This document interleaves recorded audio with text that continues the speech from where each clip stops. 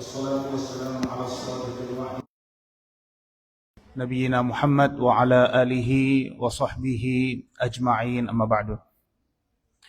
Segala puji kita panjatkan kehadirat Allah Subhanahu wa taala. Alhamdulillah, hari ini di penghujung bulan Sya'ban kita semua diberi kesehatan keafiatan, bisa bersama-sama hadir di aula rumah Quran ini untuk melihat kembali ayat-ayat Al-Quran tentang puasa, dan kita insya Allah akan membahas fikih berkaitan dengan ayat-ayat tersebut. Semoga Allah Subhanahu wa taala pertemukan kita dengan bulan suci Ramadan, diberi kesehatan, keafiatan, kekuatan untuk melaksanakan ibadah dan memaksimalkan ketaatan. Mudah-mudahan insya Allah Ramadan ini menjadi Ramadan yang terbaik. Semoga Allah menjadikan kita hamba yang terberkati dengan Ramadan, mendapatkan kemuliaannya, mendapatkan Lailatul Qadar, dan mendapatkan ampunan Allah Subhanahu wa taala. Salawat dan salam semoga tercurah kepada junjungan kita Nabiullah Nabi besar Muhammad sallallahu alaihi wasallam, kepada para sahabat dan kerabatnya, insyaallah sampai kepada kita umatnya yang masih setia dengan ajaran beliau. Ibu bapak yang dirahmati Allah Subhanahu wa taala, hari ini kita coba bersama-sama melihat ayat tentang puasa ya. Kita lihat ayat puasa, ini surat Al-Baqarah ayat 183. Kalau ada Quran di HP-nya silakan dibuka.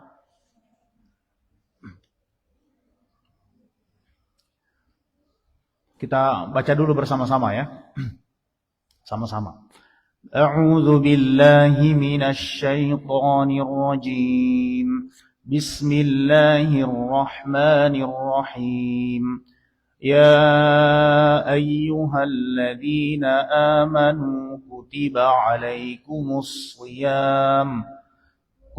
عليكم الصيام كما كتب على الذين من قبلكم لعلكم تتقون أياما معدودات فمن كان منكم مريضا أو على سفر فعدة من أيام أخر وعلى الذين يطيقونه فدية طعام مسكين فمن تطوع خيرا فهو خير له وأن تصوموا خير لكم إن كنتم تعلمون شهر رمضان الذي أنزل فيه القرآن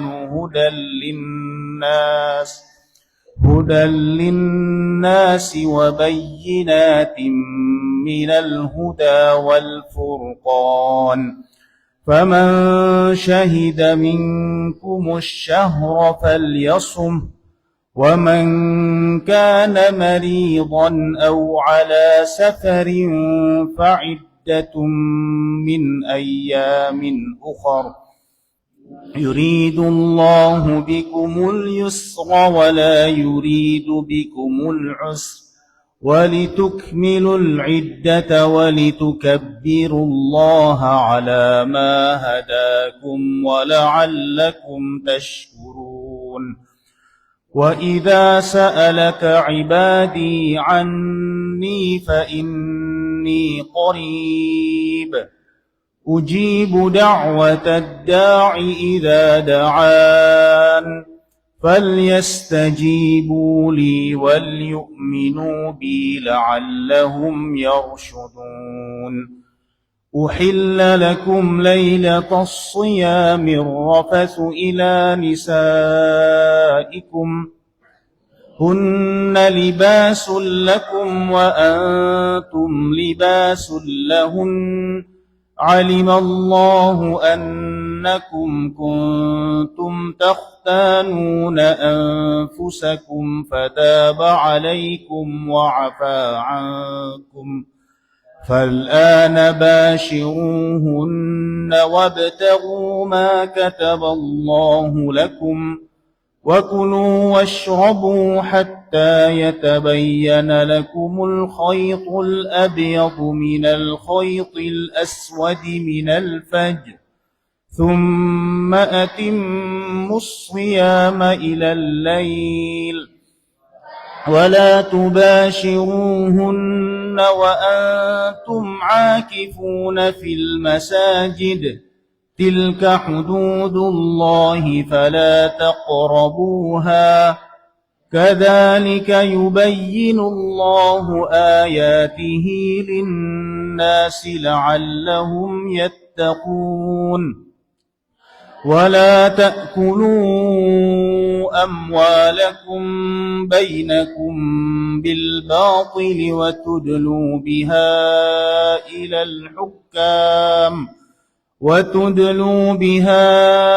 إلى الحكام لتأكلوا فريقا من أموال الناس بالإثم وأنتم تعلمون Shadaqallahul Azim.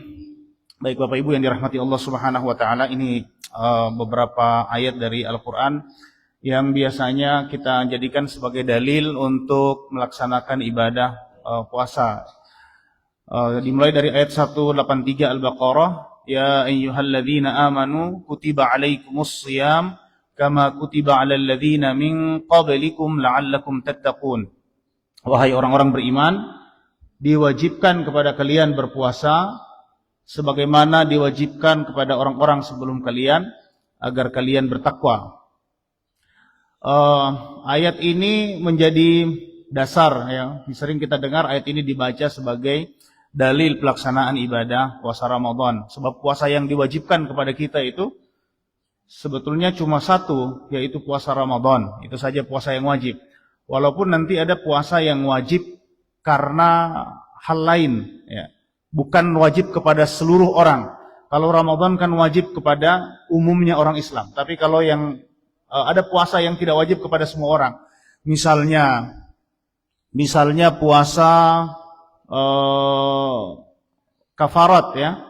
Puasa kafarat itu tidak wajib bagi semua orang, tapi hanya yang terkena kafarat.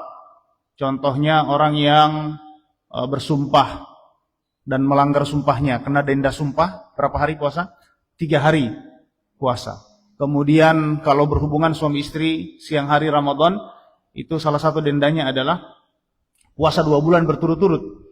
2 bulan berturut-turut yang tidak ada bulan haram puasa di dalamnya. Ya.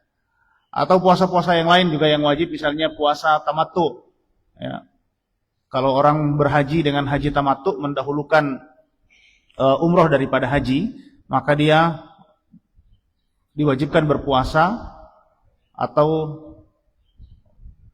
puasa 3 hari di 3 hari ketika berada di tanah suci dan 7 hari ketika kembali. Ini model-model puasa yang wajib bagi orang secara terbatas. Atau puasa nazar. Ada orang misalnya mengatakan kalau saya melakukan sesuatu lalu sukses maka saya puasa nazar. Itu tidak wajib bagi semua. Hanya wajib bagi yang bernazar saja. Tetapi puasa Ramadan, puasa yang wajib bagi umumnya orang Islam ya, yang mukim dan sehat. Dewasa, balik, mukim, sehat, ini wajib melaksanakan ibadah puasa Ramadan. Inilah yang dipanggil oleh Al-Qur'an, ya ayyuhalladzina amanu kutiba alaikumus shiyam. Wahai orang beriman, diwajibkan kepada kalian as-shiyam, berpuasa. Shiyam itu dari kata shoma yasumu siyam ya, sama dengan kata qama yaqumu qiyam. Asal katanya sama. Menahan diri dari segala hal yang membatalkan puasa dari sejak terbit fajar sampai terbenam matahari. Ini definisi puasa yang umum kita kenal. Puasa itu secara gampang kita sebut rukunnya cuma 2 saja. Yang pertama rukunnya adalah niat. Ya, jadi kalau orang puasa mesti ada niat. Kalau tidak niat maka puasanya tidak sah. Ada orang misalnya dia tidak niat, memang dia tidak makan, tapi dia tidak niat puasa. Niatnya memang niatnya cuma diet misalnya. Ya, saya supaya kurus maka saya tidak makan. Itu tidak dapat pahala puasa. Jadi mesti niat. ada perasaan di dalam hati bahwa dia melaksanakan ibadah puasa. Itu niat. Ya. Nah, khusus untuk ibadah Ramadan, puasa wajib, ya, khususnya puasa Ramadan, itu niatnya harus ada di dalam hati sebelum matahari terbit. Sebelum terbit fajar, sebelum subuh. Jadi sebelum subuh harus ada niatnya setiap hari. Kalau tidak ada niat itu, maka puasanya tidak sah. Jadi misalnya ada orang yang tidur setelah sholat asar. Kemudian dia bangun jam 9 pagi. Tidak niat puasa. Antara maghrib sampai sebelum fajar dia tidak niat puasa. Maka pada hari itu puasanya tidak dihitung. Dalam mazhab Syafi'i puasanya tidak dihitung pada hari itu, tetapi dia tidak boleh makan dan minum di Ramadan. Untuk menghormati bulan Ramadan, dia tidak boleh makan dan minum di siang hari. Haram baginya makan dan minum di siang hari, tapi puasanya tidak dihitung. Kenapa? Karena tidak ada niat. Jadi niat itu mesti ada. Waktunya untuk puasa Ramadan itu waktunya adalah dari sejak selesai azan maghrib, dari sejak azan maghrib sampai sebelum azan subuh, ini waktu untuk berniat. Tidak boleh tidak ada perasaan di dalam hati untuk melaksanakan ibadah puasa pada keesokan harinya. Perasaan itu yang disebut dengan niat. Kalau itu tidak ada, maka apa tadi konsekuensinya? Dia tetap harus menahan makan dan minum seperti orang puasa, tetapi yang hari itu mesti diganti karena tidak dihitung sebagai puasa. Oke? Jadi harus ada niat. Ustadz, misalnya saya lupa baca niat, tapi sudah makan sahur. Itu bagaimana hukumnya? Itu sudah dianggap niat karena sudah bangun makan sahur, berarti sudah ada perasaan bahwa dia akan melaksanakan ibadah puasa. Ya, walaupun beberapa ulama, misalnya dalam mazhab Syafi'i disebutkan di beberapa riwayat disebutkan perkataan Ibnu Hajar Al-Haythami, ya, beliau mengatakan bahwa di dalam mazhab kami melafadzkan niat itu hukumnya sunnah. Ya. Jadi satu, rukun puasa itu satu, niat. Yang kedua, menahan diri dari segala hal yang membatalkan puasa dari sejak terbit fajar sampai terbenam matahari. Dua ini saja, biar gampang diingat. Ada yang menyebut 4, ya, tapi secara umum ya 2 ini saja. Kalau 2 ini dilaksanakan maka puasanya sah. Satu, ulangi, satu, niat. Yang kedua, menahan diri dari segala hal yang membatalkan puasa dari sejak terbit fajar sampai terbenam matahari. Nah, terkait dengan niat ini, saya sampaikan lagi ya. Dalam mazhab Syafi'i, Bapak Ibu, dalam mazhab Syafi'i, setiap hari Ramadan itu hari terpisah. Sehingga setiap hari harus niat terpisah. Jadi niat di hari pertama itu adalah niat untuk hari pertama, bukan niat untuk hari berikutnya. Jadi setiap malam itu mesti niat.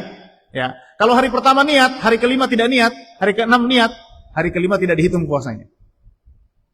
Itu dalam mazhab Syafi'i. Setiap hari Ramadan adalah hari terpisah, niatnya niat terpisah. Beda dengan mazhab yang lain, misalnya mazhab Maliki. Mazhab Maliki menganggap bahwa niat puasa Ramadan itu cukup satu kali. Di hari pertama niat, ya. Di malam pertama Ramadan niat satu kali. Saya niat puasa selama 1 bulan penuh. Maka niat satu kali itu sudah cukup untuk 30 hari Ramadan. Misalnya di hari ke-7 dia tidak berniat, sah menurut mazhab Maliki. Karena dia sudah niat di hari pertama. Guru-guru kita mengajarkan di hari pertama Ramadan itu coba baca niat mazhab Maliki. Supaya misalnya satu hari, misalnya kita lupa membaca niat di pertengahan puasa, ada satu hari yang terlewat dengan niat itu, maka kita dianggap sah puasanya berdasarkan pendapat dari Imam Malik. Ya, nanti jangan lupa. Ya. Nah, kenapa Imam Malik menganggap bahwa Ramadan cukup satu kali niat? Sedangkan mazhab Syafi'i mengatakan Ramadan mesti niat setiap hari. Nah, mazhab Syafi'i alasannya bahwa karena Ramadan itu 30 hari misalnya, setiap hari Ramadan itu hari sendiri. Setiap hari Ramadan hari sendiri. Sehingga niatnya mesti sendiri-sendiri. Hari pertama dengan hari kedua itu tidak ada hubungannya. Itu terpisah. Kalau batal di hari pertama, tidak berpengaruh di hari kedua. Batal di hari kedua, tidak ada pengaruhnya dengan hari pertama. Dia hari terpisah satu dengan yang lainnya. Sehingga karena dia terpisah, maka niatnya mesti berdiri sendiri-sendiri. Ya, itu alasan mazhab Syafi'i. Ya, kalau mazhab Maliki, kenapa mazhab Maliki mengatakan niat cukup 1 kali? Padahal Ramadan itu harinya hari terpisah. Ya, mazhab Maliki menganggap karena kalau di Ramadan orang pasti puasa Ramadan, tidak ada puasa yang lain. Tidak ada orang puasa Senin Kamis di Ramadan. Ya kan? Tidak ada orang puasa Ayyamul Bid di Ramadan. Puasa 13, 14, 15 Zulhijjah itu tidak ada. Itulah kenapa mazhab Maliki mengatakan Ramadan itu dia bulan khusus, tidak ada puasa lain di bulan Ramadan kecuali puasa Ramadan. Tidak ada orang ganti puasa Ramadan di bulan Ramadan. Tidak ada orang puasa sunnah di bulan Ramadan. Pasti puasa Ramadan. Oleh karena itu maka niatnya cukup 1 kali menurut mazhab Maliki. Oke? Jadi kita pakai dua-duanya. Hari pertama Ramadan kita baca niat mazhab Maliki. Bagaimana niatnya? Saya niat puasa Ramadan selama sebulan penuh. Ya, mengikuti Imam Malik, mazhab Maliki. Jadi bilang begitu. Nanti jangan lupa, saya ingat keluarga supaya nanti misalnya kita terlewat niat puasa di salah satu hari, maka insya Allah kita tidak perlu ganti menurut mazhab Maliki. Jadi bagaimana niatnya Ibu? Saya niat puasa 1 bulan penuh Ramadan, ya, mengikuti Imam mazhab Maliki, ya, Imam Malik radhiyallahu anhu. Oke. Kalau niat bahasa Arabnya, para ulama itu di Indonesia menyebut niatnya nawaitu sauma syahri Ramadhan kullihi, atau nawaitu sauma jami'i syahri Ramadan taqlidan lil imami Malik rahimahullahu taala fardan lillahi taala. Ya, pakai bahasa Indonesia saja. Nah, kalau niat mazhab Syafi'i bagaimana? Sudah hafal semua ya? Setiap malam bagaimana niatnya? Nawaitu shauma ghadin an adai fardhi syahri ramadhana atau fardhi syahri ramadhani hadhihi sanati lillahi ta'ala. Saya niat puasa besok, nawaitu shauma ghadin. Saya niat puasa besok an adai, untuk menunaikan kewajiban Ramadan. Hadhihi sanah, pada tahun ini lillahi ta'ala, karena Allah. Oke? Ini yakin hafal semua ya, karena sudah biasa setiap habis tarawih Bilal itu atau imam Sambataria muniati nawaitu shauma ghadin an adai fardhi syahri Ramadan hadhihi sanati lillahi ta'ala. Ini yang santri Ramadan dikasih baris fathah atau kasrah?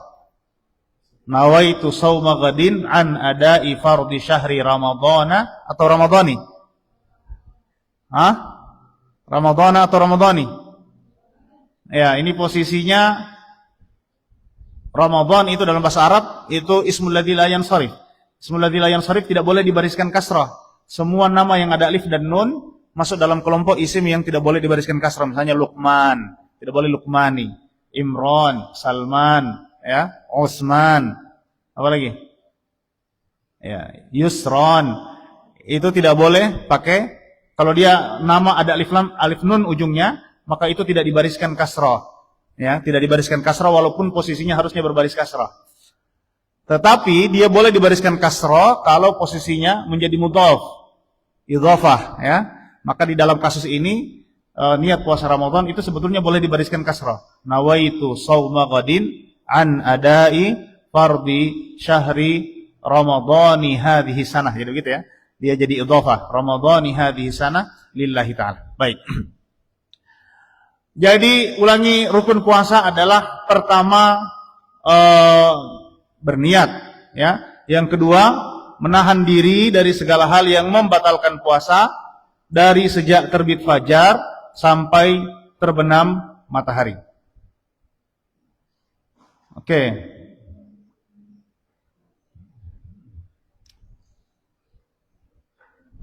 Kalau syarat wajib puasa, siapa yang wajib puasa itu? Syaratnya 3. Yang pertama orang Islam. Harus orang Islam. Kalau ada orang misalnya dia tidak Islam, kemudian dia puasa, sah atau tidak puasanya? Tidak sah. Walaupun dia nahan lapar dan minum misalnya karena mungkin di satu komunitas ada orang Kristen, ya. Kalian apa? Oh, orang puasa Ramadan, kita Allah puasa misalnya kan. Itu puasanya tidak sah karena bukan Islam. Yang kedua, balik.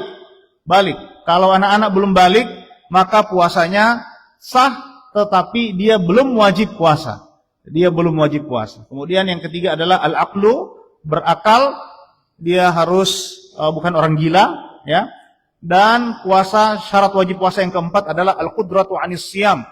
Dia sanggup untuk melaksanakan ibadah puasa, tidak sakit, juga tidak dalam perjalanan yang menyebabkan dia kesulitan melaksanakan ibadah puasa. Baik.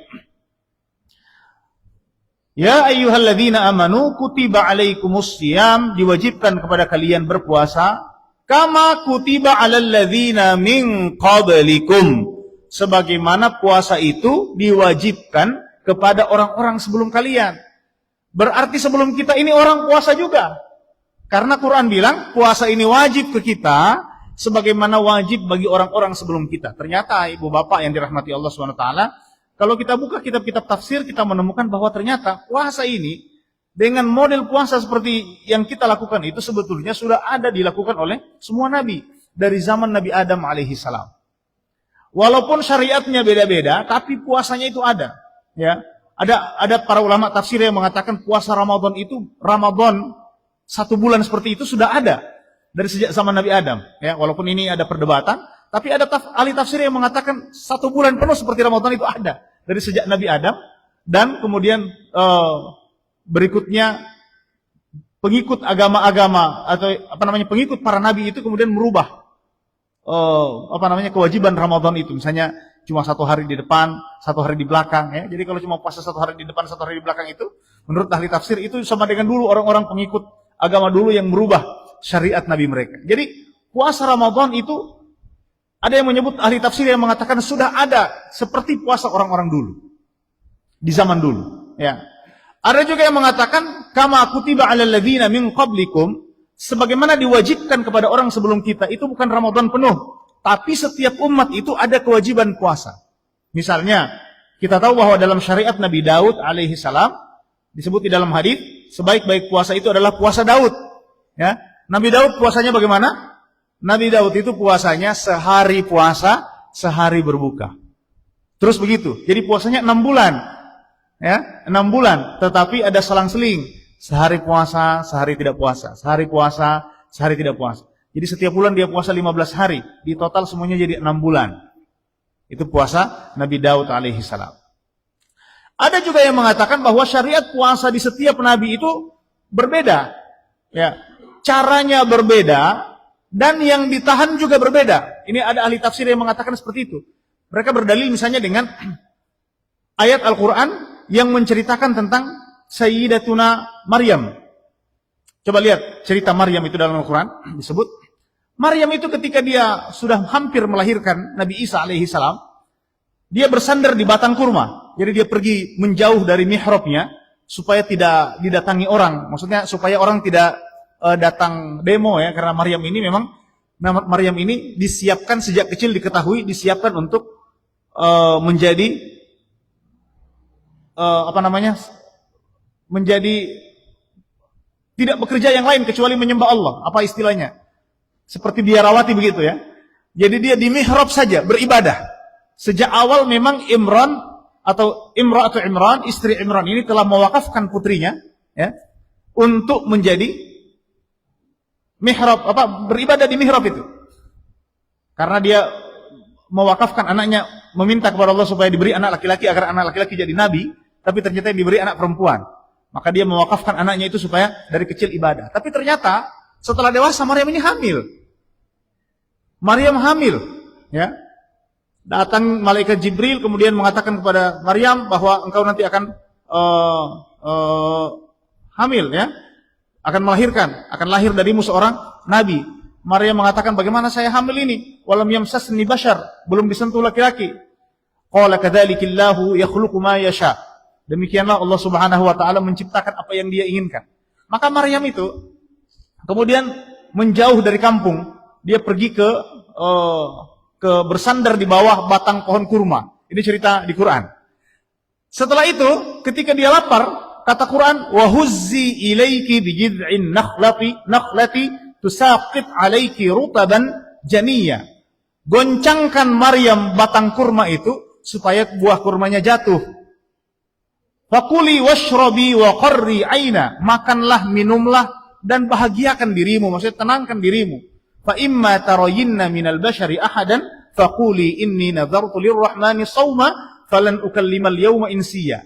Nanti kalau ada orang yang lihat kau dan tegur kau Maryam, kenapa perutmu besar? Kenapa kau hamil? Kenapa kau melahirkan? Maka katakan kepada mereka bahwa hari ini aku puasa, aku tidak berbicara dengan manusia. Ini perkataan Maryam. Hari ini saya puasa, saya tidak bicara dengan manusia. Tapi tadi dia habis menggoncang kurma dan makan kurma. Berarti puasanya bukan nahan makan. Ya kan? Coba lihat ayatnya. Wa huzzi ilaiki bi jid'in naqlah tusaqit. Di qiraat kita tusaqit, di qiraat yang lain tasaqat alaiki rutaban janiyya. Akan jatuh nanti kurma itu. Fakuli washrabi, makanlah kurma itu. Minumlah wa qarri aina. Fa imma tarayinna minal bashar. Nanti kalau ketemu orang ditanya, Maryam, kenapa hamil? Makana abuki imra'a sawin wa makanat ummuki baghiyah. Bapakmu itu bukan orang buruk, ibumu juga bukan pelacur. Kenapa kau bisa jadi seperti ini?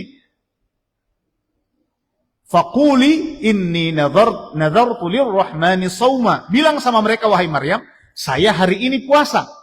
Kok puasa? Padahal tadi baru makan. Ya, falan ukallimal yawma insiya. Hari ini saya tidak bicara dengan manusia. Berarti yang dimaksud di sini oleh Maryam dengan puasa adalah puasa bicara, bukan puasa makan. Karena tadi baru makan. Yang dimaksud di sini berarti ada syariat puasa di masa itu yang puasanya boleh makan, tapi tidak boleh bicara. Ya, nah, ini barangkali yang ada yang dipakai orang di kita juga begini ya. Kenapa opa ada makan? Saya ini puasa bicara. Nah, kalau makan tetap seperti Maryam, nadhartu lirrahmani shauman falan ukallimal yawma insiya. Baik.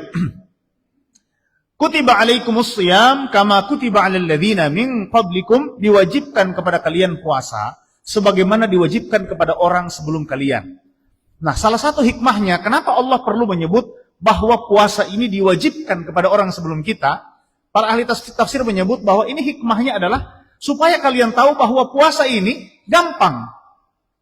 Puasa Ramadan itu gampang. Dan semua umat sudah melakukan itu. Kama kutiba alal ladzina min qablikum. Jadi bukan ini puasa bukan cuma nanti kalian. Bukan cuma kamu orang yang diwajibkan puasa seperti ini. Orang sebelum kita juga sudah diwajibkan puasa itu. Sehingga puasa ini gampang, bisa dilakukan. Sebelum kita orang sudah melakukannya. Maka diwajibkan juga untuk kita, harusnya juga kita bisa melakukan. Jadi, kama kutiba alal ladzina min qablikum itu salah satu hikmahnya menyebut kalimat itu adalah untuk mengingatkan kita bahwa ini bukan barang baru. Puasa ini bukan barang baru, ini barang gampang. Sudah dilakukan oleh orang sebelumnya. La'allakum tattaqun, agar kalian bertakwa. Ini tujuan besar ibadah puasa. Allah beri perintah dan Allah sebutkan di sini. Apa tujuan perintah itu? La'allakum tattaqun, agar kalian bertakwa. Baik. Apa itu takwa? Apa itu takwa? Nah, takwa ini tidak ada definisinya. Di Quran tidak ada, ya kan? Di hadis juga rasa-rasanya tidak ada yang secara jelas menyebut definisi takwa. Takwa itu paling sering disebut. Tetapi apa sebetulnya takwa itu? Kalau di Quran itu takwa tidak disebut definisinya. Yang disebut itu ciri-cirinya. Yang ada ciri-cirinya, misalnya apa ya? Di Quran misalnya wasayujannabuhal atqa. Ya. Baru disebutkan ciri-cirinya. Atqa itu siapa? Alladzi yu'ti malahu yatazakka. Jadi orang bertakwa itu adalah orang yang memberi hartanya dan mensucikan diri. Maksudnya di antara sifat orang takwa itu, di antara ciri orang takwa adalah mereka tidak kikir. Cuma ciri-cirinya, tidak ada definisinya.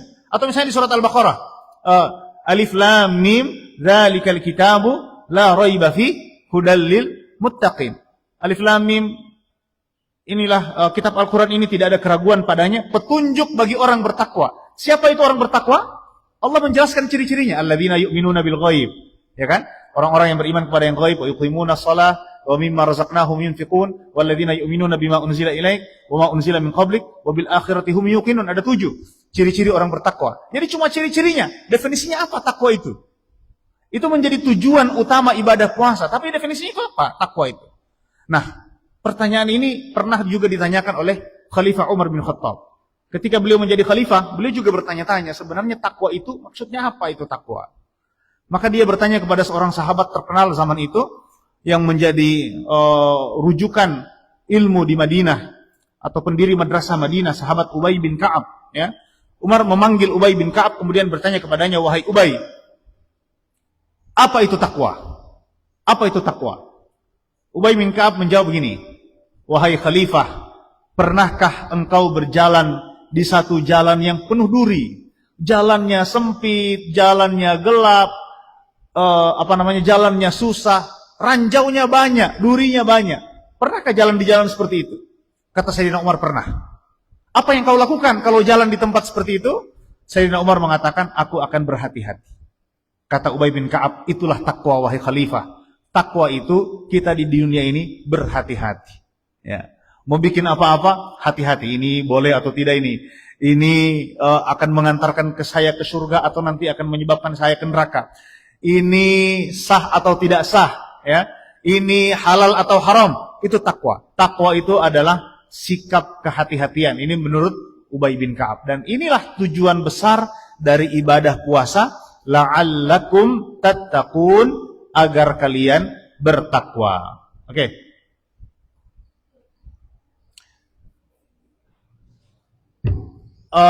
Imam Fakhruddin Ar-Razi di dalam tafsir beliau mengatakan, sesungguhnya takwa itu atau sikap hati-hati itu, sikap takut kepada Allah itu bisa didapat dengan puasa, ya, karena sikap itu atau puasa itu menyebabkan seseorang tidak tertarik atau dorongan untuk maksiat itu menjadi lebih kecil. Kenapa?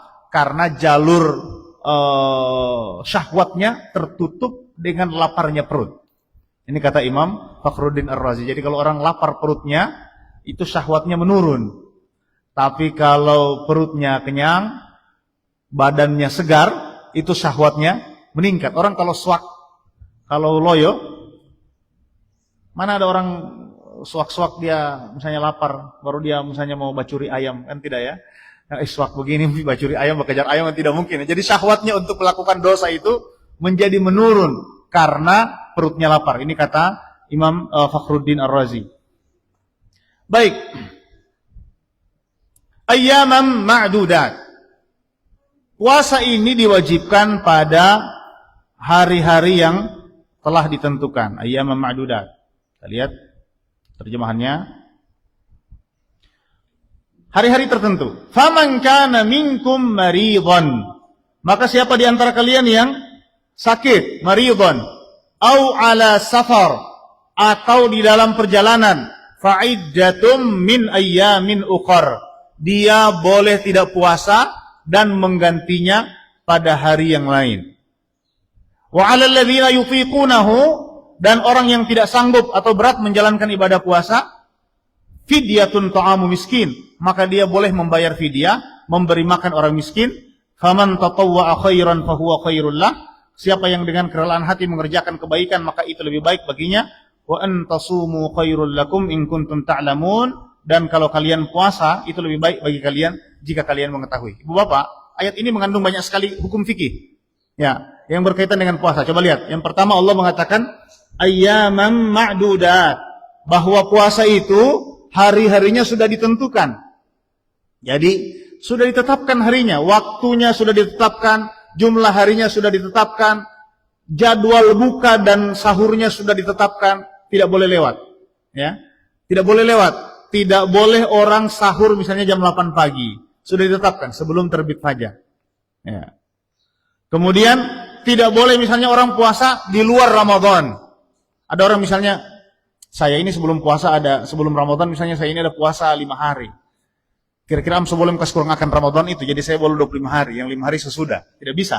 Kenapa? Karena ayyamam ma'dudat, hari-harinya sudah ditentukan.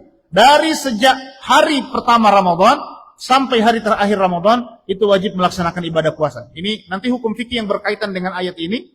Misalnya, hukum yang berkaitan dengan cara penetapan awal Ramadan. Ini tahun ini kita akan berbeda. Ya, penetapan awal Ramadan, dan mungkin juga akan berbeda penetapan hari raya. Jadi kan Muhammadiyah sudah menetapkan Ramadan itu dimulai hari Rabu untuk tahun ini, tanggal 18 ya. Tanggal 18. Karena berdasarkan kalender global. Jadi Muhammadiyah mulai tahun ini itu sudah menggunakan kalender global. Jadi satu matlak atau satu kalender untuk seluruh dunia. Ya.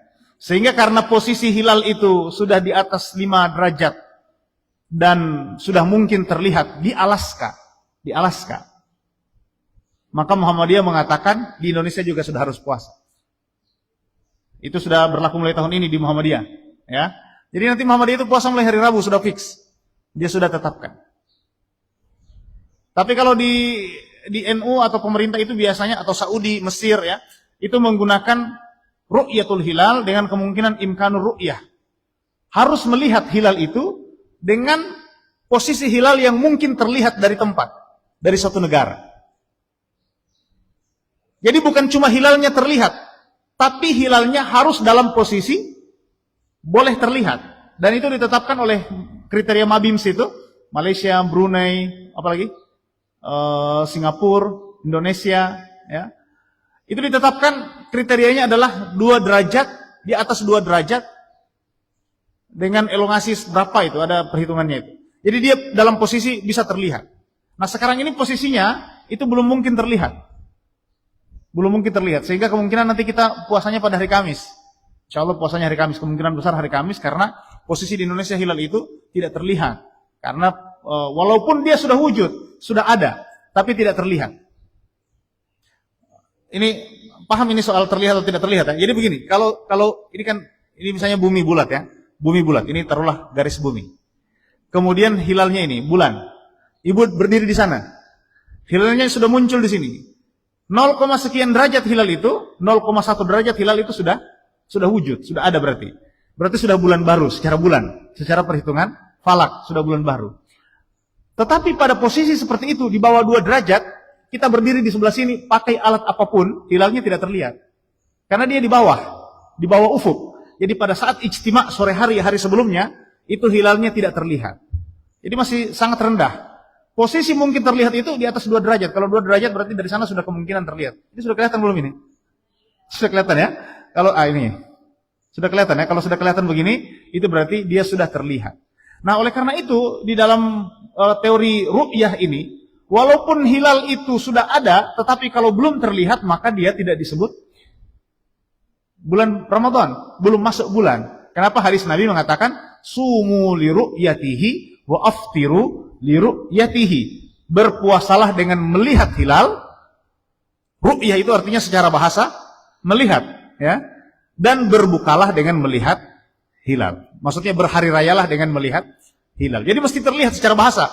Ini hadis Nabi sahih, dipakai oleh kita semua. Sumu li ru'yatihi, berpuasalah karena melihat hilal. Wa aftiru li ru'yatihi, dan berbukalah karena melihat hilal. Walaupun Muhammadiyah menerjemahkan ru'yah itu, melihat itu, diterjemahkan dengan mengetahui. Karena ru'yah itu, melihat itu artinya juga mengetahui. Misalnya begini, saya lihat Bualemo ini sudah maju. Kau lihat di mana Bualemo maju? Ya, saya lihat di Jakarta, Bualemo ini sudah maju. Bagaimana kau lihat Bualemo sudah maju dari Jakarta? Itu berarti dia tidak lihat pakai mata, dia lihat pakai data misalnya, statistik. Ya, berarti dia mengetahui bahwa Bualemo sudah maju, sehingga melihat juga diterjemahkan dengan mengetahui. Makanya Muhammadiyah bilang, walaupun kita tidak lihat, tapi kita sudah tahu, maka kita sudah puasa karena sudah tahu, ya, walaupun tidak dilihat. Ini perdebatan panjang di kalangan para ulama, dan banyak ulama yang ulama yang mu'tabar, ulama yang diakui juga menggunakan hisab. Jadi nanti misalnya ibu bapak, misalnya hilal ini di bawah 2 derajat, ya, sudah ada hilalnya. Lalu kemudian ada orang mengatakan, saya lihat hilal, maka pemerintah pasti tolak. NU pasti tolak. Kenapa pasti ditolak walaupun orang itu misalnya mengaku hilal terlihat? Karena posisinya belum mencapai bisa dilihat. Namanya imkanur ru'yah. Belum sampai pada posisi dia bisa dilihat. Jadi orang itu dianggap salah lihat atau berbohong. Nah, ini pernah kasusnya terjadi di zaman Umar bin Abdul Aziz.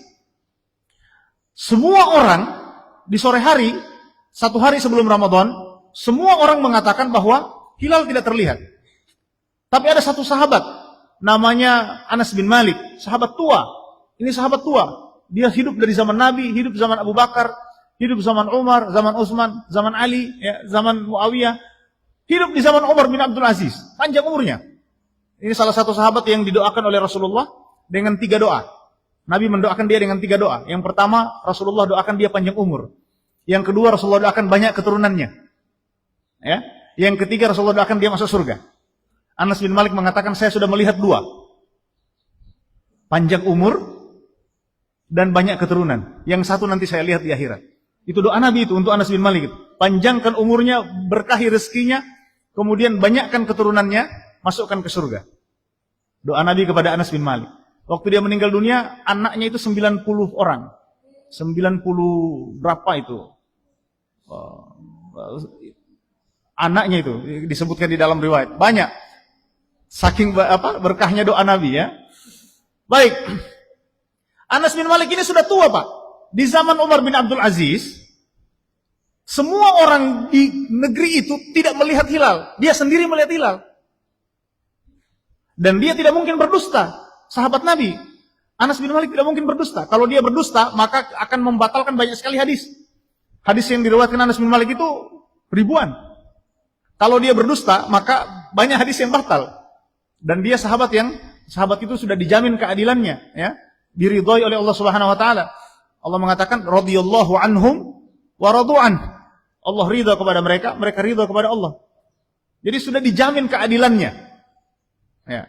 Tetapi di negeri itu semua orang bilang tidak melihat hilal. Anas bin Malik yang sudah tua ini melihat hilal. Padahal hilal pada posisi tidak mungkin terlihat.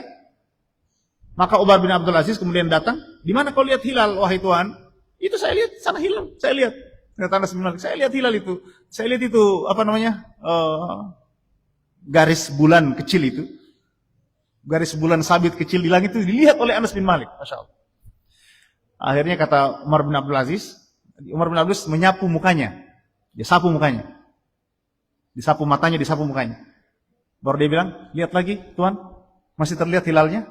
Kata Anas bin Malik, sudah hilang hilalnya. Ya. Ternyata dia punya bulu mata satu yang sudah putih. Itu terlewat di mata begitu.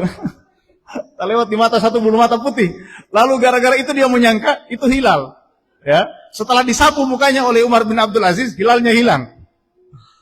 Jadi dia bukan berdusta, tapi dia salah melihat. Jadi orang kalau belum sampai pada imkanul ru'yah, kategori hilal itu bisa terlihat, kalau ada yang melihat, maka kesaksiannya pasti ditolak. Karena posisi hilal itu bukan pada posisi bisa terlihat. Baik. Mana tadi? Ayyamam ma'dudat, hari-hari yang sudah ditentukan. Jadi ditentukan, nanti kita ikut pemerintah biar aman. Kita puasa kapan? Ini pantau terus informasinya supaya tidak tersalah potong ayam, kan? Ini kenapa nggak nasuh puasa? Soalnya ayam sudah potong Ustaz, pakai basahur ini semua tanggung, ya kan? Sembah puasa jo. Sama dengan begitu orang sembah raya. Siapa sembah raya duluan? Ayam sudah potong. Ya. Baik, ayyam ma'dudat, hari-harinya telah ditetapkan. Faman kana minkum maridhan, maka siapa yang sakit, ini illah puasa. Orang boleh tidak puasa kalau sakit.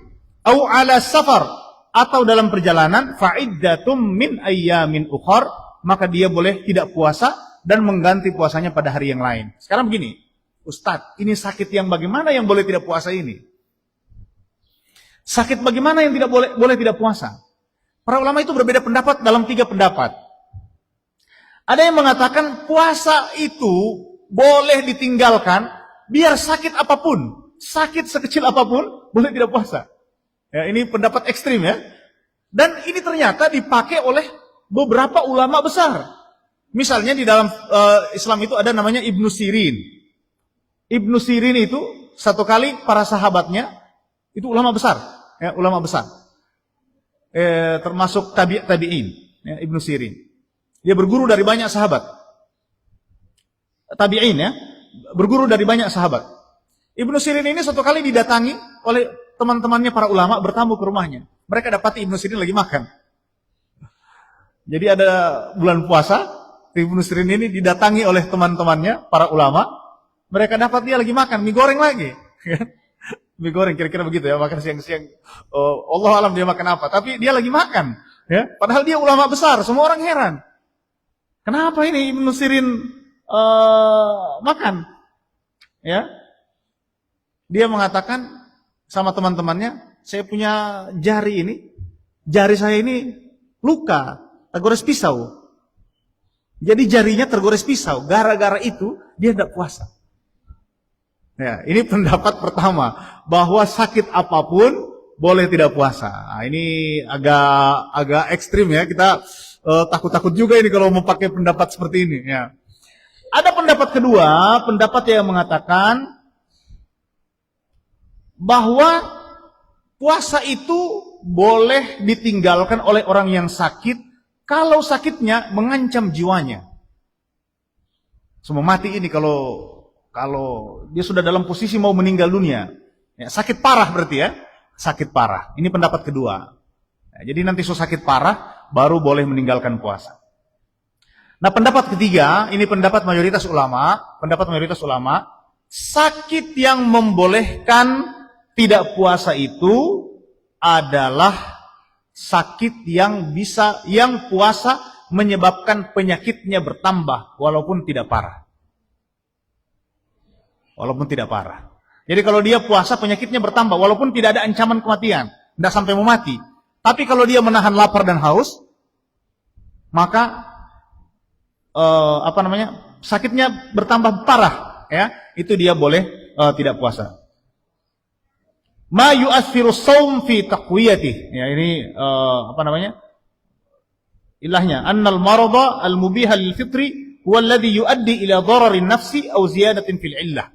Menyebabkan bahaya ke tubuh atau menyebabkan tambahan penyakit, walaupun sebetulnya penyakit itu tidak menyebabkan kematian. Ini menurut mayoritas ulama, dia boleh tidak berpuasa dan mengganti pada hari yang lain. Baik. Orang sakit itu, ibu bapak, orang sakit, kalau sakitnya masih bisa sembuh, maka dia boleh tidak puasa dan berniat mengganti puasanya pada hari yang lain. Oke? Tapi kalau sakitnya itu sakit permanen, yang sudah tidak ada harapan sembuh, maka dia tidak perlu ganti puasa. Yang dia lakukan adalah membayar fidyah. Jadi ada dua kategori sakit, ulangi ya, biar kita tahu ini nanti keluarga kita kalau sakit, ini saya punya keluarga kalau sakit Ustaz, dia bayar fidyah atau tidak? Lihat dulu. Kalau sakitnya adalah sakit yang mungkin sembuh menurut kebiasaan atau menurut dokter, maka dia tidak perlu bayar fidyah. Yang dia lakukan adalah mengganti puasa setelah dia sembuh. Tapi kalau sakitnya adalah sakit permanen, misalnya orang ini dia sakit asam lambung parah, tidak mungkin lagi sembuh. Asal dia menahan lapar, dia pasti sakit. Atau misalnya dia ini ada sakit tertentu, misalnya cuci darah terus dia ini Ustaz, parah sekali ini. Dan supermanen begitu, ya. Maka dia boleh tidak puasa. Dia boleh membayar fidyah. Oke. Sekarang begini ibu bapak. Kalau ada orang sakit. Misalnya ada orang sakit di pertengahan Ramadan, dia sakit. Atau di awal Ramadan dia sakit 10 hari. Contoh ya. Awal Ramadan dia sakit 10 hari. Setelah itu sisa Ramadan dia sehat. Oke? Sisa Ramadan dia sehat. Dia puasa di sisa Ramadan. Jadi 20 hari dia puasa. Setelah itu habis 1 Syawal, mulai 2 Syawal, 3 Syawal, 4 Syawal, 5 Syawal, 6 Syawal, 7 Syawal, sampai hari ketupat 6 hari, 6 hari setelah hari raya, dia sehat. Habis ketupat 1 hari, dia sakit lagi dan meninggal dunia. Jadi ada 7 hari dia sehat setelah hari raya dan punya utang puasa 10 hari. Sekarang pertanyaannya, berapa puasa yang mesti dibayarkan oleh ahli warisnya? Berapa puasa? Ulang pelan-pelan. Ulang. Ini biar kita tahu. Nanti kalau keluarga kita sakit itu berapa? Bagaimana cara mengganti puasa? Apakah semua puasa orang sakit itu mesti diganti? Ya, atau tidak? Pertama lihat dulu ya. Kalau sakitnya sakit permanen yang tidak mungkin sembuh, berarti tidak perlu diganti kan? Dia kita bayarkan fidyah. Tapi kalau sakitnya sakit biasa, oke? Sakit biasa. Ternyata setelah Ramadan selesai dia meninggal dunia. Contoh misalnya, kita bikin gampang, misalnya dia tidak puasa 1 bulan penuh 30 hari. Oke? Setelah itu Syawal habis hari raya, karena silaturahmi keluarga, karena mungkin dia senang hatinya di hari raya, dia sembuh hari raya. Mulai tanggal 2 Syawal sampai selesai bulan Syawal 30 hari, dia sehat. Oke? Sudah. Bulan Zulqa'dah, bulan berikutnya, tanggal 1 dia sehat, tanggal 2 dia sehat, tanggal 3 dia sehat, tanggal 4 dia sakit, tanggal 5 meninggal dunia. Berapa puasa yang diganti? Semua puasa. 30 hari. 30 hari diganti. Ya. Kenapa 30 hari diganti? Karena dia tidak puasa 30 hari dan sempat sehat 30 hari. Tapi misalnya dia punya utang puasa 30 hari, Ibu Bapak. Dia punya utang puasa 30 hari. Setelah itu dia sehat setelah Idul Fitri, mulai tanggal 2, 3, 4, 5 dia sehat. Tanggal 6 dia sakit ulang. Jadi cuma 4 hari dia sehat. 2, 3, 4, 5. 4 hari sehat ya. Tanggal 6 sakit ulang, tanggal 7 meninggal. Ada 4 hari sehat. Maka mayoritas ulama, jumhur fuqaha itu mengatakan bahwa yang diganti puasa cuma 4 hari. Walaupun dia punya utang puasa 30 hari, asal kemarin waktu dia sehat, waktu dia sakit itu, sakit yang mungkin sembuh. Jadi, beberapa ulama fikih dan banyak sekali ulama fikih yang menyebut, puasanya hanya diganti berdasarkan jumlah hari yang dia sempat sehat. Karena di situ dia mungkin mengganti puasanya dan tidak diganti. Oke? Itulah kenapa misalnya dalam mazhab Syafi'i itu memang ada perbedaan pendapat. Tapi banyak sekali ulama yang mengatakan, orang kalau meninggal dunia sakit dari awal Ramadan, meninggal dunia di pertengahan Ramadan dalam keadaan sakit, itu tidak perlu ganti puasa. Karena dia tidak punya kesempatan untuk mengganti puasa. Dan tidak perlu ahli warisnya mengganti puasa. Walaupun ada hadis Nabi mengatakan, man mata wa alaihi siyamun shama anhu waliyuhu. Siapa yang meninggal dunia dan dia punya utang puasa, maka walinya, ahli warisnya, mengganti puasanya. Itu menurut mayoritas ulama, itu hanya berlaku bagi orang yang ketika dia meninggal dunia, dia masih sempat punya waktu untuk mengganti puasa itu. Kalau dia tidak punya waktu, maka dia tidak perlu mengganti puasa. Oke? Sudah. Jadi, dilihat, sakit itu dilihat. Nah, ini soal fidyah. Saya langsung saja soal fidyah ya. Jadi kita sambung saja. Yang bayar fidyah itu ada 4 golongan. Coba diingat baik-baik ini. Ada 4 golongan yang bayar fidyah. 4 golongan yang boleh tidak puasa, bayar fidyah. 2 itu cuma bayar fidyah. Dan yang 2 sisanya itu bayar fidyah sekaligus mengganti puasa. Oke? Ingat. Ya. Jadi ada 4 yang bayar fidyah. 1 dan 2 bayar fidyah saja. 3 dan 4 bayar fidyah sekaligus mengganti puasa. Yang pertama dan kedua yang cuma bayar fidyah saja tadi, yang orang sakit dan tidak ada harapan sembuhnya, maka puasanya boleh ditinggalkan dan mengganti dengan membayar fidyah. Oke? Dia memang sudah tidak ada harapan sembuh, berarti tidak usah puasa, bayar fidyah saja. Yang kedua, fidyah dibayarkan, fidyah saja, itu dibayarkan oleh orang yang tidak bisa berpuasa karena usianya. Setua ini ti opa ati ustaz, dia sudah tidak tahan puasa kalau sampai sore. Jadi dia cuma buka siang. Ya. Boleh dia tidak puasa, tapi dia membayar fidyah. Setiap hari yang ditinggalkan itu mesti dibayar. Jadi sebentar kita bahas berapa ukuran fidyah. Itu ya. Yang ketiga ini dia wajib membayar fidyah sekaligus mengganti puasa.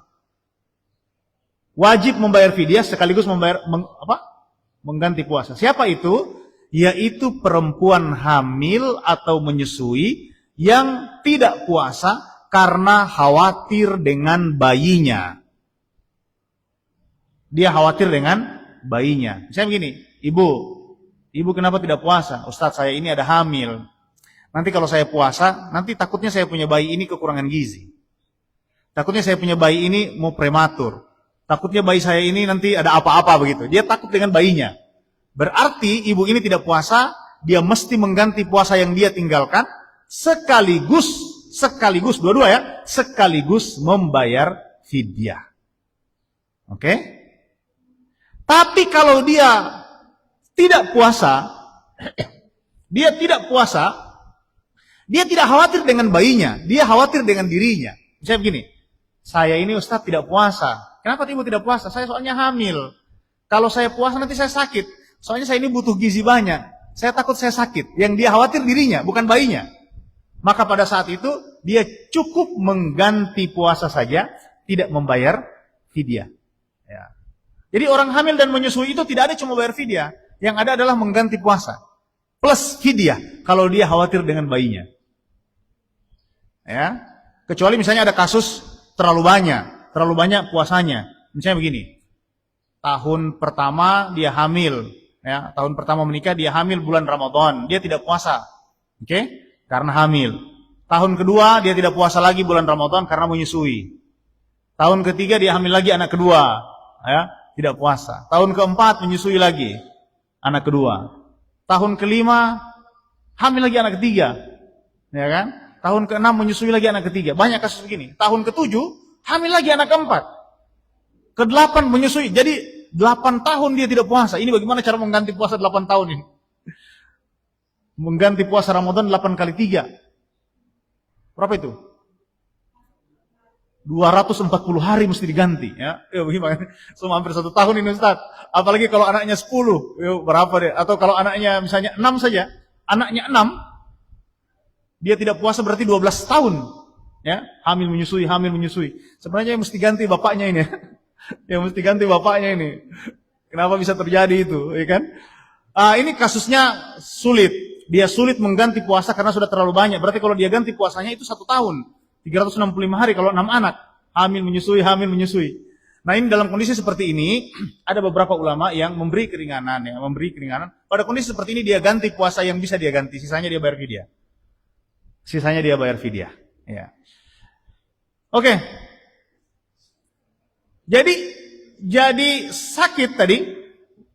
Faman kana minkum maridhan, siapa yang sakit au ala safar atau dia dalam perjalanan, fa iddatum min ayyamin ukhar, maka dia boleh mengganti puasanya pada hari-hari yang lain. Kita lihat ayatnya. Faman kana minkum maridhan aw ala safar fa iddatun min ayyamin ukhar wa 'alal ladzina yutiqunahu fidyatun ta'amu miskin, dan orang-orang yang berat untuk melakukannya puasa, fidyatun ta'amu miskin, dia membayar fidyah, memberi makan orang miskin. Nah ini kalau kita baca secara tekstual ayatnya menunjukkan bahwa orang itu asal tidak mampu puasa dia boleh bayar fidyah, iya kan ya? Wa 'alal ladzina yutiqunahu fidyatun ta'amu miskin.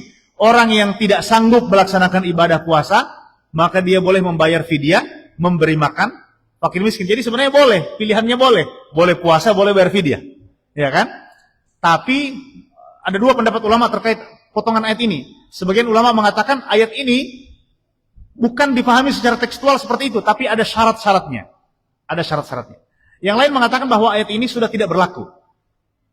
Ini dulu. Di awal-awal itu syariat puasa itu pilihan. Boleh puasa atau boleh bayar fidyah. Tapi kemudian diganti syariat itu dengan kewajiban puasa. Fidyatun ta'amu miskin, membayar fidyah, memberi makan kepada orang miskin. Ibu bapak, sekarang berapa ukuran fidyah? Ukuran fidyah itu, kita boleh bayar fidyah dengan 3 macam. Ya, 3 model pembayaran. 1, kita boleh bayar fidyah dengan mentah makanan pokok. Berapa ukurannya? Dalam mazhab Syafi'i ukurannya adalah 1 mud. 1 mud itu berarti 1/4 dari ukuran zakat fitrah. Karena zakat fitrah itu 1 sok. 1 sok itu 4 mud. Ya. Baik. Coba. Ini kita hitung sama-sama fidyah. Dalam Islam itu ada pengukuran. Jadi dulu itu orang tidak kenal pengukuran dengan kilo. Orang tidak kenal dengan ton, begitu ya. Orang cuma kenal perhitungan itu dengan menggunakan hitungan terendah itu mud. Ya, mud itu satu palo begini. Satu palo dengan dua tangan begini. Kita gunakan dua tangan seperti berdoa. Kita pakai untuk mengambil makanan pokok, itu namanya satu mud. Ya, itu ukuran fidyah, satu mud. Ukuran zakat fitrah itu 4 kali palo dengan tangan. 1, 2, 3, 4. Nah, 4 kali palo dengan tangan itu istilahnya dulu itu satu sa'. Satu sa'. Jadi satu mud, kemudian untuk ukuran fidyah, kemudian ukuran zakat fitrah adalah 4 kali ukuran fidyah. Jadi 4 kali palo itu satu sa'. Ya, nanti ukuran zakat mal pertanian itu 5 wasak. 5 wasak. 5 wasak itu satu wasak itu 60 sa'. 60 sa'. Jadi 5 wasak berarti 300 sa'. Ukuran zakat pertanian. Ini gampang ini. Apa namanya? Kita abaikan dulu itu. Ini dulu yang fidyah ya. Jadi fidyah itu ukurannya 1 mud. 1 mud itu berapa? Begini, Ibu Bapak. Kenapa para ulama itu berbeda ketika menimbang mud? Sekarang begini, dalam mazhab Syafi'i itu di mazhab Syafi'i, Hanafi, mazhab Syafi'i, Hambali, kemudian Maliki, itu perbedaannya 1 mud itu antara 2,2 sampai 2,8 kilogram. 2,2 sampai 2,8 kilogram. Mazhab Hanafi mengatakan satu sok ya. Sorry. Ukuran zakat fitrah dulu, ukuran zakat fitrah. Nanti fidyah kita bagi 4 ya. Kita bagi 4. Jadi zakat fitrah itu 4 mud, 4 kali palo dengan tangan seperti ini. Berapa 4 kali palo dengan tangan? Syafi'iyah, Hanabila, mazhab Maliki mengatakan ukurannya, perdebatannya antara 2,2 sampai 2,8. Di antara itu ada yang mengatakan sampai, MUI dulu pernah memfatwakan sampai 3 kilogram untuk jaga-jaga. 3 kilo zakat fitrah. Ya, dari 2,2 sampai 3 kilo. Mazhab Hanafi mengatakan ukuran zakat fitrah itu 3,8 kilogram, lebih besar, lebih banyak. Kenapa begitu? Kenapa terjadi perbedaan? Karena 2 hal. Ini perlu kita pahami. Kenapa terjadi perbedaan cara menghitung? Pertama, karena menghitungnya menggunakan tangan. Dan tangan ini tidak sama. Tidak sama. Tangan orang itu tidak sama. Ya. Ada yang bilang begini, Ustadz, di zaman Nabi itu sudah ada mud, alat ukur, seperti liter. Ada mud nabawi. Jadi satu tangan itu sudah diukur dengan ukuran seperti black begitu di zaman Nabi. Itu di Madinah banyak dijual. Mud nabawi. Sekarang Ustadz, walaupun sudah pakai mud dengan ukuran yang pas, bukan pakai tangan, itu hasilnya berbeda. Ada yang bilang 2,5, ada yang bilang 2,6, ada yang bilang 2,7, ada yang bilang 2,8. Kenapa bisa berbeda? Padahal ukurannya sudah ada, dia punya black itu, mud nabawi itu sudah ada. Ya, ukuran yang apa namanya?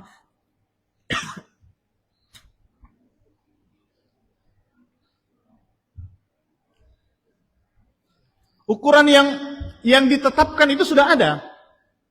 Tapi kenapa hasilnya berbeda? Nah, para ulama menjelaskan. Jadi penjelasan begini, Pak.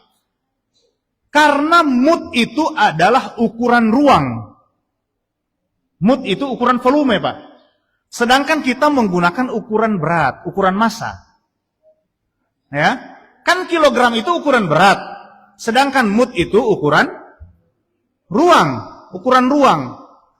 Kita kalau taruh beras, Pak, taruh beras di liter, kita taruh beras di black ya, atau di liter.